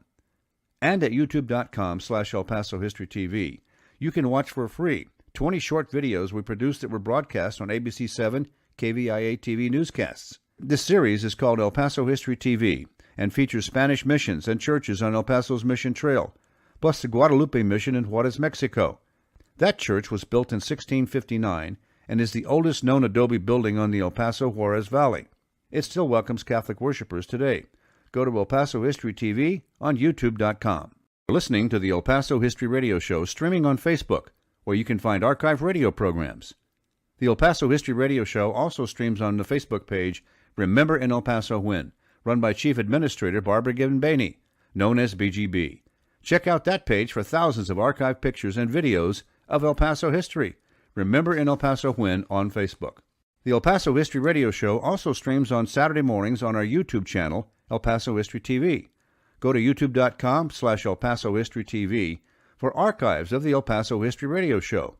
Also on that YouTube channel, you can see for free many other videos, documentaries, and lectures about El Paso area history at youtube.com/El Paso History TV. Additionally, watch a dozen TV documentaries about El Paso history for free there on our YouTube channel. This includes Legends of El Paso's Mountains, Gunfights of the Old West, El Paso's Waco Tanks, Mexican Revolution sites in El Paso, and 8 more TV documentaries produced by El Paso filmmaker Jackson Polk since 2001. And at youtube.com/El Paso History TV, you can watch for free 20 short videos we produced that were broadcast on ABC7 KVIA TV newscasts. This series is called El Paso History TV and features Spanish missions and churches on El Paso's Mission Trail, plus the Guadalupe Mission in Juarez, Mexico. That church was built in 1659 and is the oldest known adobe building on the El Paso Juarez Valley. It still welcomes Catholic worshipers today. Go to El Paso History TV on youtube.com. You're listening to the El Paso History Radio Show streaming on Facebook, where you can find archive radio programs. The El Paso History Radio Show also streams on the Facebook page Remember in El Paso When, run by Chief Administrator Barbara Gibbon-Bainey, known as BGB. Check out that page for thousands of archive pictures and videos of El Paso history. Remember in El Paso When on Facebook. The El Paso History Radio Show also streams on Saturday mornings on our YouTube channel, El Paso History TV. Go to youtube.com/El Paso History TV for archives of the El Paso History Radio Show. Also on that YouTube channel, you can see for free many other videos, documentaries, and lectures about El Paso area history at youtube.com/El Paso History TV. Additionally, watch a dozen TV documentaries about El Paso history for free there on our YouTube channel. This includes Legends of El Paso's Mountains, Gunfights of the Old West, El Paso's Waco Tanks, Mexican Revolution sites in El Paso, and 8 more TV documentaries produced by El Paso filmmaker Jackson Polk since 2001. And at youtube.com/El Paso History TV, you can watch for free 20 short videos we produced that were broadcast on ABC7 KVIA TV newscasts. This series is called El Paso History TV and features Spanish missions and churches on El Paso's Mission Trail, plus the Guadalupe Mission in Juarez, Mexico. That church was built in 1659 and is the oldest known adobe building on the El Paso Juarez Valley. It still welcomes Catholic worshipers today. Go to El Paso History TV on youtube.com. Welcome back to the El Paso History Radio Show, airing in this pre-recorded episode on News Radio 690 KTSM. I'm your host, Andrew J. Polk. I, of course, got to tell you a little bit about what we got coming up for you on the program here. Next week on the show, we are going to be featuring the 150th anniversary, the sesquicentennial, if I'm saying that one right, of the founding of the city of El Paso as an actual incorporated area. So we're going to be talking with the city of El Paso and, of course, some with, say, the downtown library and their specific border heritage project, as well as, of course, the El Paso History Museum, as they are celebrating El Paso 150, as it is called, which you can see online, elpasotexas.gov/150. And so there's a lot that's going on with that, marking, of course, the founding of the city charter being delivered to Austin in 1873 and signed and sealed on June 18th of 1873. So the celebration's already well underway, including a whole series of events that is going on, starting, well, basically right now, already ongoing, including a music at the park. Specifically, there's going to be one coming up on Armijo Park on July 24th from 6 p.m. to 9:30, and that'll be featuring, among other things, Mariachi Norteño de Pepe Higuera, DJ Mark, and Frontera Boogaloo. So a lot of performances going on there, and a lot of ways the celebration is being marked. So we'll be talking about those performances, celebrations, and, of course, the history behind it, some of the major milestones, of course, in the development of the city of El Paso, and a lot of topics that we've explored previously, but in a specific way for a sesquicentennial. Pretty sure I'm saying that one right. So that'll be next week on the program. So again, joining us here in studio right now for this week, we of course do again have Jaime Mendez, Program Advisory Committee member, and Doug Pullen, Program Director with the Plaza Classic Film Festival. So we've been talking about, some of the selections that y'all have made, the way you've kind of crafted it.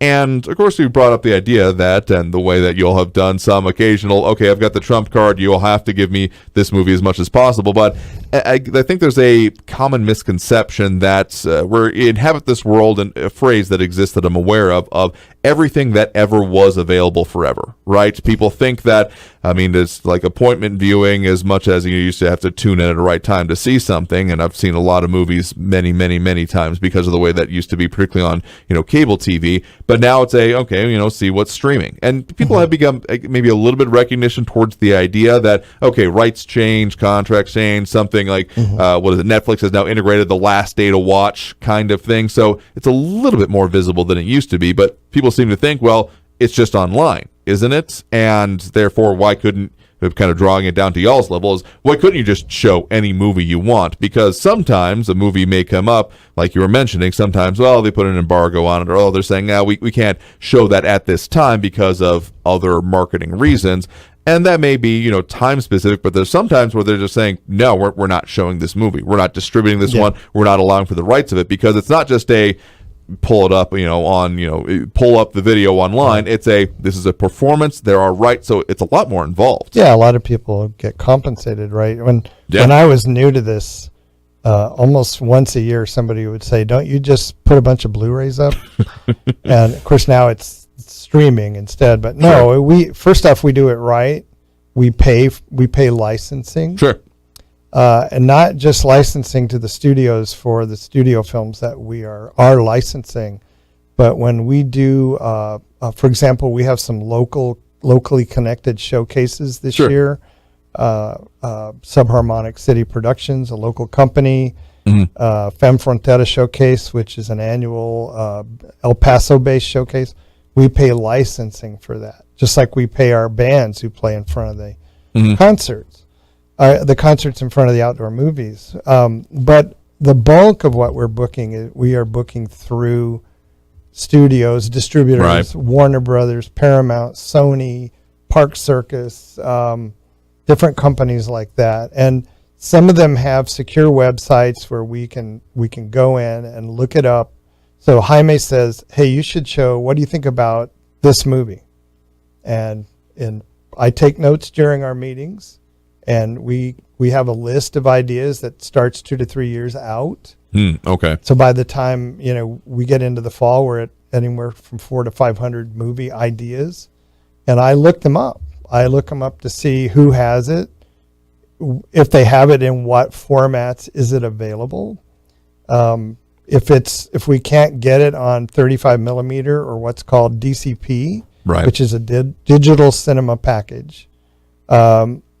Then we don't show it in the Plaza Theater, because those are the two formats we show in there. Those are the two that work best in a 2,000-seat theater with about a 150-foot throw from the booth to the screen.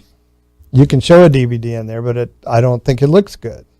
In the Philanthropy Theater, which is 200 seats, right, we don't have DCP capability. We don't have 35, but we can show Blu-rays or MP4s.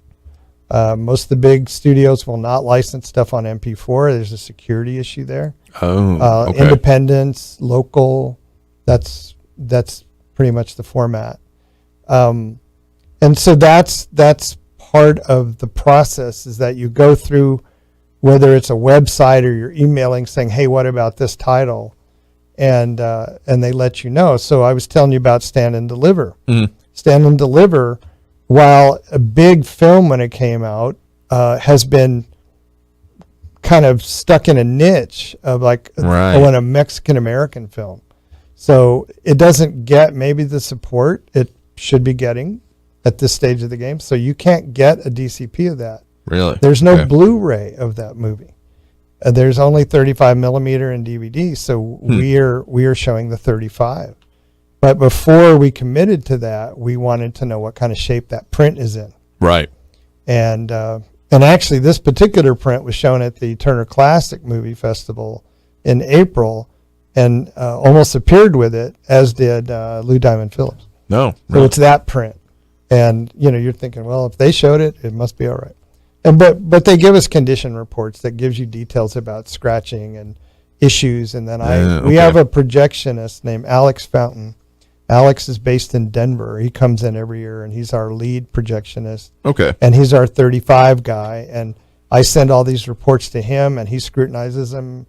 He may have a question. I run the question by the studio rep, and until we have some kind of agreement on whether we'll show this one in that format or not. So we have about 7 or 8 35 millimeter prints this year. That one is 35. Twister is at 35. Oh, really? There is the Blu-ray, but there's no DCP. Okay. Gregorio Cortez is a 35, but that's the restored print version. And Play It Again Sam is 35. That's the Woody Allen movie. He didn't direct it. It's one of the few he didn't direct. I assume that the controversies around his personal life may have something to do with the fact that there's no Blu-ray or DCP Perhaps. of that movie. I don't know. We have a couple others in there that I'm blanking. Oh, On Golden Pond is at 35. Okay. Universal. So it's a little bit complicated, but it's not, as much as you were talking about some challenges that have come up. Generally, if they own the rights to these things, they want it to be used. They want them to be revenue. Put out there. Yeah, exactly. It's money. They make, this is something that would otherwise be, it's not even like an opportunity cost. Well, we could use it elsewhere. It's just not getting used. Yeah. And when I say we do it right, what I'm referring to there is that we do license it. We do all the footwork in advance, Sure. and we pay for it. There are a lot of entities around town that are showing movies and advertising that do not pay for them. And we would never narc on them, but if any of those studios had somebody come through town, they might say, wait a minute, did you clear this? And Yeah, because again, it's different things. The old, to date myself, the old beginning of the VHS tapes with that FBI warning those things about performances. That wasn't just we got to spend some time on the tape, so to speak. At that point, it was about the difference between, and going back to the history of how even home video became a thing, and how there was almost those licensing fees every time, practically, or that each tape would have been prohibitively expensive to have that built into it. And so getting around that is, to me, the upshot of the modern world we inhabit is that sometimes people forget about that. And that these are major productions. It's easy to skip that step, but we don't skip that step. And we spend about $30,000 on licensing every year. Wow. So again, that's Doug Pullen, Program Director, and again, joining us here in studio as well, Jaime Mendez, Program Advisory Committee member with the Plaza Classic Film Festival for all the films we're talking about, all the performances, all of the speeches, lectures, other events, plazaclassic.com. So I've got to take that next break right now. Coming out of this, getting closer to the end of the show, but talk more about some of the local features, productions, and premieres even happening as part of the film festival. So stay tuned for more on the El Paso History Radio Show after this brief break on News Radio 690 KTSM. You are listening to the El Paso History Radio Show, streaming on Facebook, where you can find archive radio programs. The El Paso History Radio Show also streams on the Facebook page Remember in El Paso When, run by Chief Administrator Barbara Given-Baney, known as BGB. Check out that page for thousands of archive pictures and videos of El Paso history. Remember in El Paso When on Facebook. The El Paso History Radio Show also streams on Saturday mornings on our YouTube channel, El Paso History TV. Go to youtube.com/El Paso History TV for archives of the El Paso History Radio Show. Also on that YouTube channel, you can see for free many other videos, documentaries, and lectures about El Paso area history at youtube.com/El Paso History TV. Additionally, watch a dozen TV documentaries about El Paso history for free there on our YouTube channel. This includes Legends of El Paso's Mountains, Gunfights of the Old West, El Paso's Waco Tanks, Mexican Revolution sites in El Paso, and 8 more TV documentaries produced by El Paso filmmaker Jackson Polk since 2001. And at youtube.com/El Paso History TV, you can watch for free 20 short videos we produced that were broadcast on ABC 7 KVIA TV newscasts. This series is called El Paso History TV and features Spanish missions and churches on El Paso's Mission Trail, plus the Guadalupe Mission in Juarez, Mexico. That church was built in 1659 and is the oldest known adobe building on the El Paso Juarez Valley. It still welcomes Catholic worshipers today. Go to El Paso History TV on youtube.com. You're listening to the El Paso History Radio Show streaming on Facebook, where you can find archive radio programs. The El Paso History Radio Show also streams on the Facebook page Remember in El Paso When, run by Chief Administrator Barbara Gibbon-Bainey, known as BGB. Check out that page for thousands of archived pictures and videos of El Paso history. Remember in El Paso When on Facebook. The El Paso History Radio Show also streams on Saturday mornings on our YouTube channel, El Paso History TV. Go to youtube.com/El Paso History TV for archives of the El Paso History Radio Show. Also on that YouTube channel, you can see for free many other videos, documentaries, and lectures about El Paso area history at youtube.com/El Paso History TV. Additionally, watch a dozen TV documentaries about El Paso history for free there on our YouTube channel. This includes Legends of El Paso's Mountains, Gunfights of the Old West, El Paso's Waco Tanks, Mexican Revolution sites in El Paso, and 8 more TV documentaries produced by El Paso filmmaker Jackson Polk since 2001. And at youtube.com/El Paso History TV, you can watch for free 20 short videos we produced that were broadcast on ABC 7 KVIA TV newscasts. This series is called El Paso History TV and features Spanish missions and churches on El Paso's Mission Trail, plus the Guadalupe Mission in Juarez, Mexico. That church was built in 1659 and is the oldest known adobe building on the El Paso Juarez Valley. It still welcomes Catholic worshipers today. Go to El Paso History TV on youtube.com. You're listening to the El Paso History Radio Show streaming on Facebook, where you can find archive radio programs. The El Paso History Radio Show also streams on the Facebook page Remember in El Paso When, run by Chief Administrator Barbara Gibbon-Bainey, known as BGB. Check out that page for thousands of archived pictures and videos of El Paso history. Remember in El Paso When on Facebook. The El Paso History Radio Show also streams on Saturday mornings on our YouTube channel, El Paso History TV. Go to youtube.com/El Paso History TV for archives of the El Paso History Radio Show. Also on that YouTube channel, you can see for free many other videos, documentaries, and lectures about El Paso area history at youtube.com/El Paso History TV. Additionally, watch a dozen TV documentaries about El Paso history for free there on our YouTube channel. This includes Legends of El Paso's Mountains, Gunfights of the Old West, El Paso's Waco Tanks, Mexican Revolution sites in El Paso, and 8 more TV documentaries produced by El Paso filmmaker Jackson Polk since 2001. And at youtube.com/El Paso History TV, you can watch for free 20 short videos we produced that were broadcast on ABC 7 KVIA TV newscasts. This series is called El Paso History TV and features Spanish missions and churches on El Paso's Mission Trail, plus the Guadalupe Mission in Juarez, Mexico. That church was built in 1659 and is the oldest known adobe building on the El Paso Juarez Valley. It still welcomes Catholic worshipers today. Go to El Paso History TV on youtube.com. Thank you all so very much for joining us here for the El Paso History Radio Show, airing in this pre-recorded episode on News Radio 690 KTSM. I'm your host, Andrew J. Polk. Of course, some of our other great partners in promoting different aspects and including the ongoing coverage of the Borderland region. And of course, El Paso History. El Paso Inc. does feature the promos for the El Paso History Radio Show each and every week, primarily in their B section.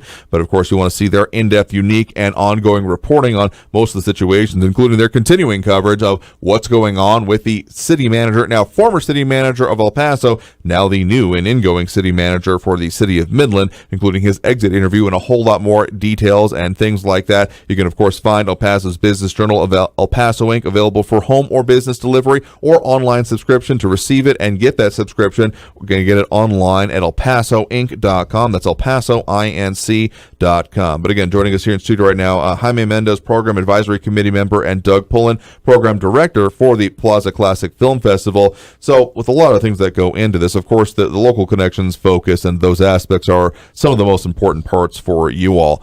And, of course, there's a lot of different and interesting productions going to be coming up this year, and one of them an actual premiere that's going to be happening as part of the film festival, right? Focused on, ironically enough, a topic we just kind of explored on this program last week, that of, Judaism and the practice of it here in the Borderland region, right? Yeah, we were approached early part of the year or late last year by a couple people, Romy Herbert, who is one of the producers, and Allison Westerman, who works for El Paso Matters, about this documentary. I had an awareness of Isaac Artenstein, the filmmaker. He had done a documentary about Jewish culture in New Mexico that I tried to track down unsuccessfully a couple of years ago. And so they told me about it, put me in touch with him. We started talking back and forth. A lot of this is the fifth in a series called Jews on the Borderland. And he's started in Tijuana, San Diego, where he's based, and kind of worked his way east. And a number of these have aired on public TV stations in like regional, like I think El Paso has shown, KCOS I think has shown one or two of his, and KRWG and some of the other stations along the border region. And I think that's where they're hoping to go with this one, but it came up and I said, look, we'd be interested in showing that, and it just kind of evolved from there. And he sent me a rough cut, and I knew some of the people in it, and because I knew nothing about the content when they sent the rough cut, I just had a very general idea of what it was, but it made sense. We actually had planned to do this on the last day of the film festival, July 30th. And when Helen Hunt agreed to come in, but let us know that she could only come in that second weekend, I completely flip-flopped like 3 or 4 programs and moved it over to the first Sunday. And in a way it works out great because we've got Walt Stroney in on Saturday the 22nd, and Walt is the one who comes in and accompanies a silent film, and he's doing a Buster Keaton this year, Steamboat Bill. And then we've got this on that Sunday, July 23rd at 1 o'clock, and we're going to run the film, which is 56 minutes, and then he'll do an onstage Q&A with Bob Moore from El Paso Matters. And then we have a public reception right after that in the foundation room. The title of that one, People of the Crossing, the Jews of El Paso. And so that's one of the things that will be premiering as part of this, like you mentioned there, again, Sunday, July 23rd. But, of course, there are other local features that are going to also be a part of that, including the other one that you're mentioning of the Memory Garden, among other things, right? Yeah, the Healing Garden. Garden, sorry, I keep saying that one wrong. So that one is coming up. And then there'll be other local features, including, like you mentioned, with the focus on production, or the talk anyway about it, with again the Tex-Mex Motors, and then some other ones, including, like you said, the Femme Frontera, right? Femme Frontera is one. This is their 7th annual showcase. It'll be the second straight year we've shown it, and it's kind of the end of their tour, so to speak. They rolled it out in the fall and toured around. We have the Subharmonic City Productions one. That's Hector Gallardo and his group. We have something called the Gila Film Showcase. 13 NMSU filmmakers went on a backpacking trip in the Gila Wilderness, led by Ilana Lapid, their professor. And we've got 3 or 4 documentaries that came out of that we're going to show. It will be, I think, the 3rd city in which they've shown them. They've shown them in Taos and Santa Fe. We also, in our screenwriting competition, we're in the second year. We'll have a table read again like we did last year, but this one will be more condensed. But we're doing a pitch fest this year, which is new, on Wednesday, July 26th, 8 o'clock. The finalists, we'll have 10 finalists, I believe.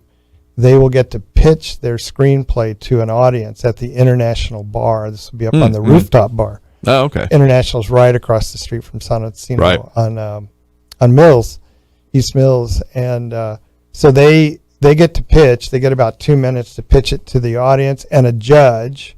The judge is Hector Gallardo from Subharmonic City, and he will pick a winner, and that winner will get $300 towards production of a short film of their screenplay. And then the second prize winner will be chosen by the audience by applause, and then we're going to literally pass around a bucket, and whatever people throw in money-wise, that person will get. The screenwriting winner will get $500 and final draft $12, and then Lucky McKee will do a consultation with them on the screenplay, and then we added a second prize this year, a $250 second prize. So again, a lot going on in and around the film festival itself, and again, not even just the performances, but again, literally around the area of what it's going to be. One other one that we wanted to mention here as a performance, not exactly a local production or premiere or anything, but I mean, there's some other interesting ones, again, kind of culturally based in our area, though it does have local connections, right? Yeah, the Santo film, Santo, and I'm going to give you the English title, Santo and Blue Demon versus Dracula and the Wolfman, was restored by a guy named Peter Hamilton, who died last year. That's why it's in here. Peter's sister is Angela Kocherga, the journalist, and she came to me early in the year asking if we could do it. And I said, yeah, we're open, that would be great. So she put me in touch with Peter's business partner in Mexico City. They've restored, I think, 8 Santo films. There's others. And a lot of these were by the Calderones, who were from Juarez. I'm blanking on the name of this particular director, but it's an English dubbed version. I was hoping we could get one with subtitles, but they're all English dubbed, and they have been released on a Blu-ray box set through VCI Entertainment. It's 8 of the movies, but this is the one that kind of jumped out to me. I think I ran it by Jaime, because I don't know how familiar you are with the Santo movies, if you grew up on them at all. They were, there were a lot of them, and they... Sure. The guy was iconic in Mexico, obviously. Yeah, I think that's part of the area. Santo was very iconic, and the fact that wrestling, specifically from Juarez, was really big, and you could get the action figures. And so everybody would have, the Santo action figures. And so Santo comic book. Definitely. I mean, yeah, and Lucha Libre is still alive and well in the borderland as well, among other things. So, I mean, it's popular enough here. So, we got to take that next break right now. But again, with us here in studio, again, Jaime Mendez, Program Advisory Committee member, and again, Doug Pullen, Program Director with the Plaza Classic Film Festival. We got to take that next break, come back, and close out the show for you. So, stay tuned for more on the El Paso History Radio Show after this brief break on News Radio 690 KTSM. You are listening to the El Paso History Radio Show streaming on Facebook, where you can find archive radio programs. The El Paso History Radio Show also streams on the Facebook page Remember in El Paso When, run by Chief Administrator Barbara Given-Baney, known as BGB. Check out that page for thousands of archived pictures and videos of El Paso history. Remember in El Paso When on Facebook. The El Paso History Radio Show also streams on Saturday mornings on our YouTube channel, El Paso History TV. Go to youtube.com/El Paso History TV for archives of the El Paso History Radio Show. Also on that YouTube channel, you can see for free many other videos, documentaries, and lectures about El Paso area history at youtube.com/El Paso History TV. Additionally, watch a dozen TV documentaries about El Paso history for free there on our YouTube channel. This includes Legends of El Paso's Mountains, Gunfights of the Old West, El Paso's Waco Tanks, Mexican Revolution sites in El Paso, and 8 more TV documentaries produced by El Paso filmmaker Jackson Polk since 2001. And at youtube.com/El Paso History TV, you can watch for free 20 short videos we produced that were broadcast on ABC 7 KVIA TV newscasts. This series is called El Paso History TV and features Spanish missions and churches on El Paso's Mission Trail, plus the Guadalupe Mission in Juarez, Mexico. That church was built in 1659 and is the oldest known adobe building on the El Paso Juarez Valley. It still welcomes Catholic worshipers today. Go to El Paso History TV on youtube.com. You're listening to the El Paso History Radio Show streaming on Facebook, where you can find archive radio programs. The El Paso History Radio Show also streams on the Facebook page Remember in El Paso When, run by Chief Administrator Barbara Given-Baney, known as BGB. Check out that page for thousands of archived pictures and videos of El Paso history. Remember in El Paso When on Facebook. The El Paso History Radio Show also streams on Saturday mornings on our YouTube channel, El Paso History TV. Go to youtube.com/El Paso History TV for archives of the El Paso History Radio Show. Also on that YouTube channel, you can see for free many other videos, documentaries, and lectures about El Paso area history at youtube.com/El Paso History TV. Additionally, watch a dozen TV documentaries about El Paso history for free there on our YouTube channel. This includes Legends of El Paso's Mountains, Gunfights of the Old West, El Paso's Waco Tanks, Mexican Revolution sites in El Paso, and 8 more TV documentaries produced by El Paso filmmaker Jackson Polk since 2001. And at youtube.com/El Paso History TV, you can watch for free 20 short videos we produced that were broadcast on ABC 7 KVIA TV newscasts. This series is called El Paso History TV and features Spanish missions and churches on El Paso's Mission Trail, plus the Guadalupe Mission in Juarez, Mexico. That church was built in 1659 and is the oldest known adobe building on the El Paso Juarez Valley. It still welcomes Catholic worshipers today. Go to El Paso History TV on youtube.com. You're listening to the El Paso History Radio Show streaming on Facebook, where you can find archive radio programs.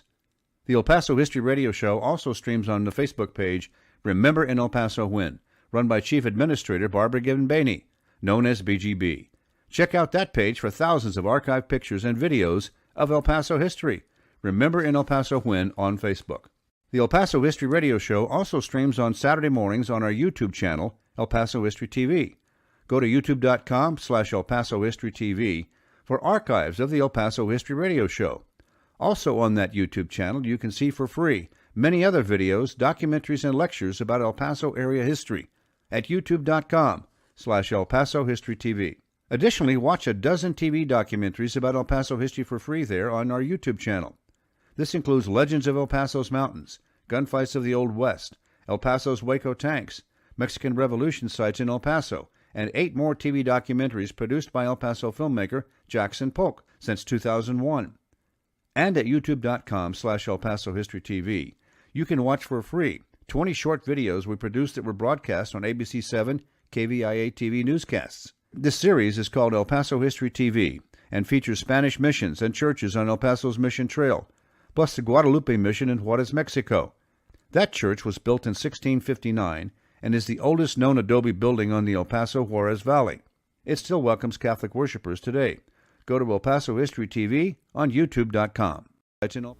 Thank you all so very much for having joined us here for the El Paso History Radio Show, airing in this pre-recorded episode on News Radio 690 KTSM. I've been your host, Andrew J. Polk, and again, joining us here in studio have been, again, Jaime Mendez, Program Advisory Committee member, and Doug Pullen, Program Director with the Plaza Classic Film Festival, for all the details on everything that's going to be happening in the progression of the film festival and the many different showings that are going to be happening, and again, the different aspects of history that are both on display, built into what has happened at the theater across the years, including literally callbacks from previous times and performances that were done at the actual theater to what is going to be performed, including, like, say, Dr. No, as we're showing here. All of that's going to be and seen available over on plazaclassic.com. So when it comes to what you hope people get out of this, I mean, the reason to put this on, I mean, it's quite the endeavor of both the time, the committee work that it takes to do it, the investment that takes into this. So, I mean, again, for kind of bringing it back home for the person who's ever heard of this before and has now been paying attention, hopefully these last couple of hours,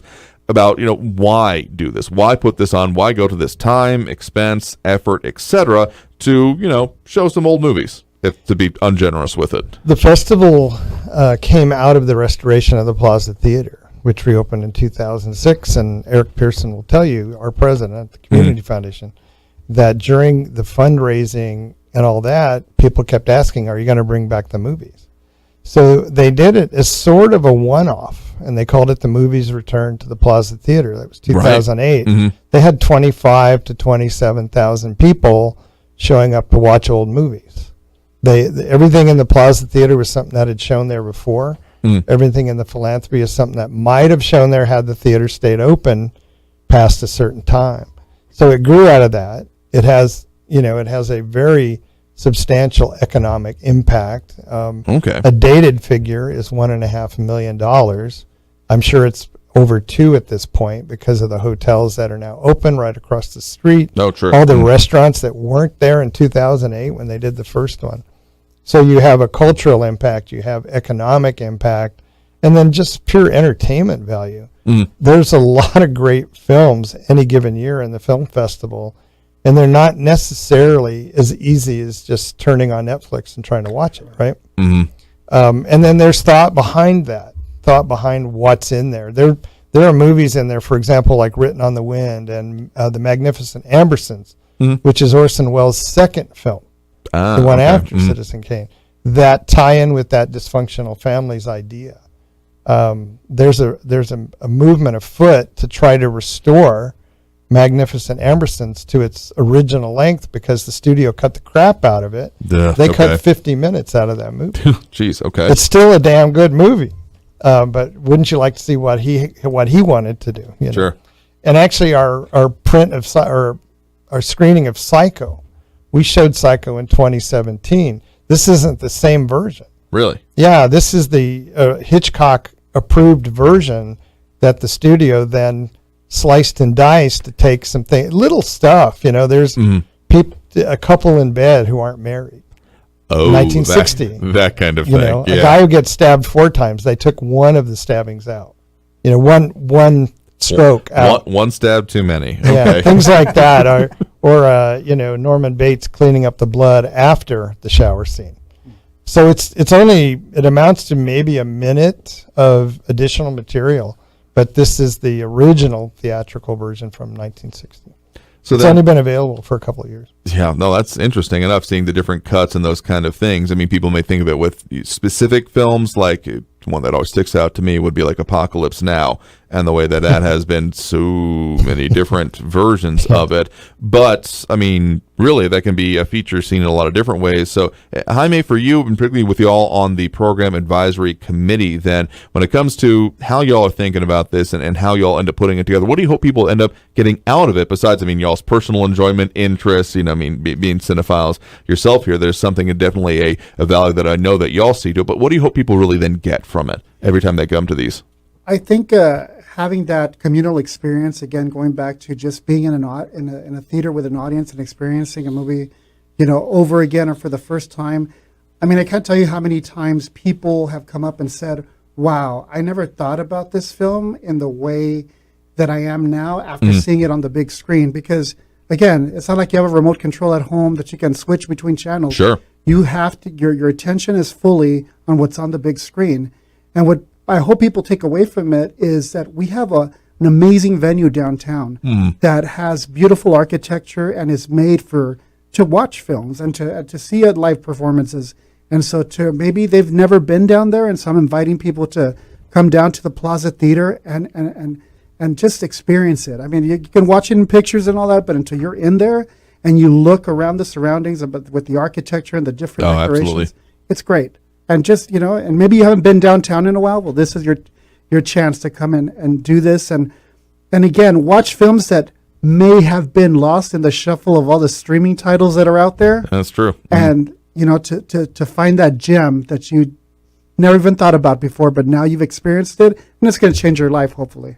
Absolutely would think it could. So, okay, with all the stuff we got coming up, again, Plaza Classic Film Festival, July 20th through the 30th this year. All the details, plazaclassic.com.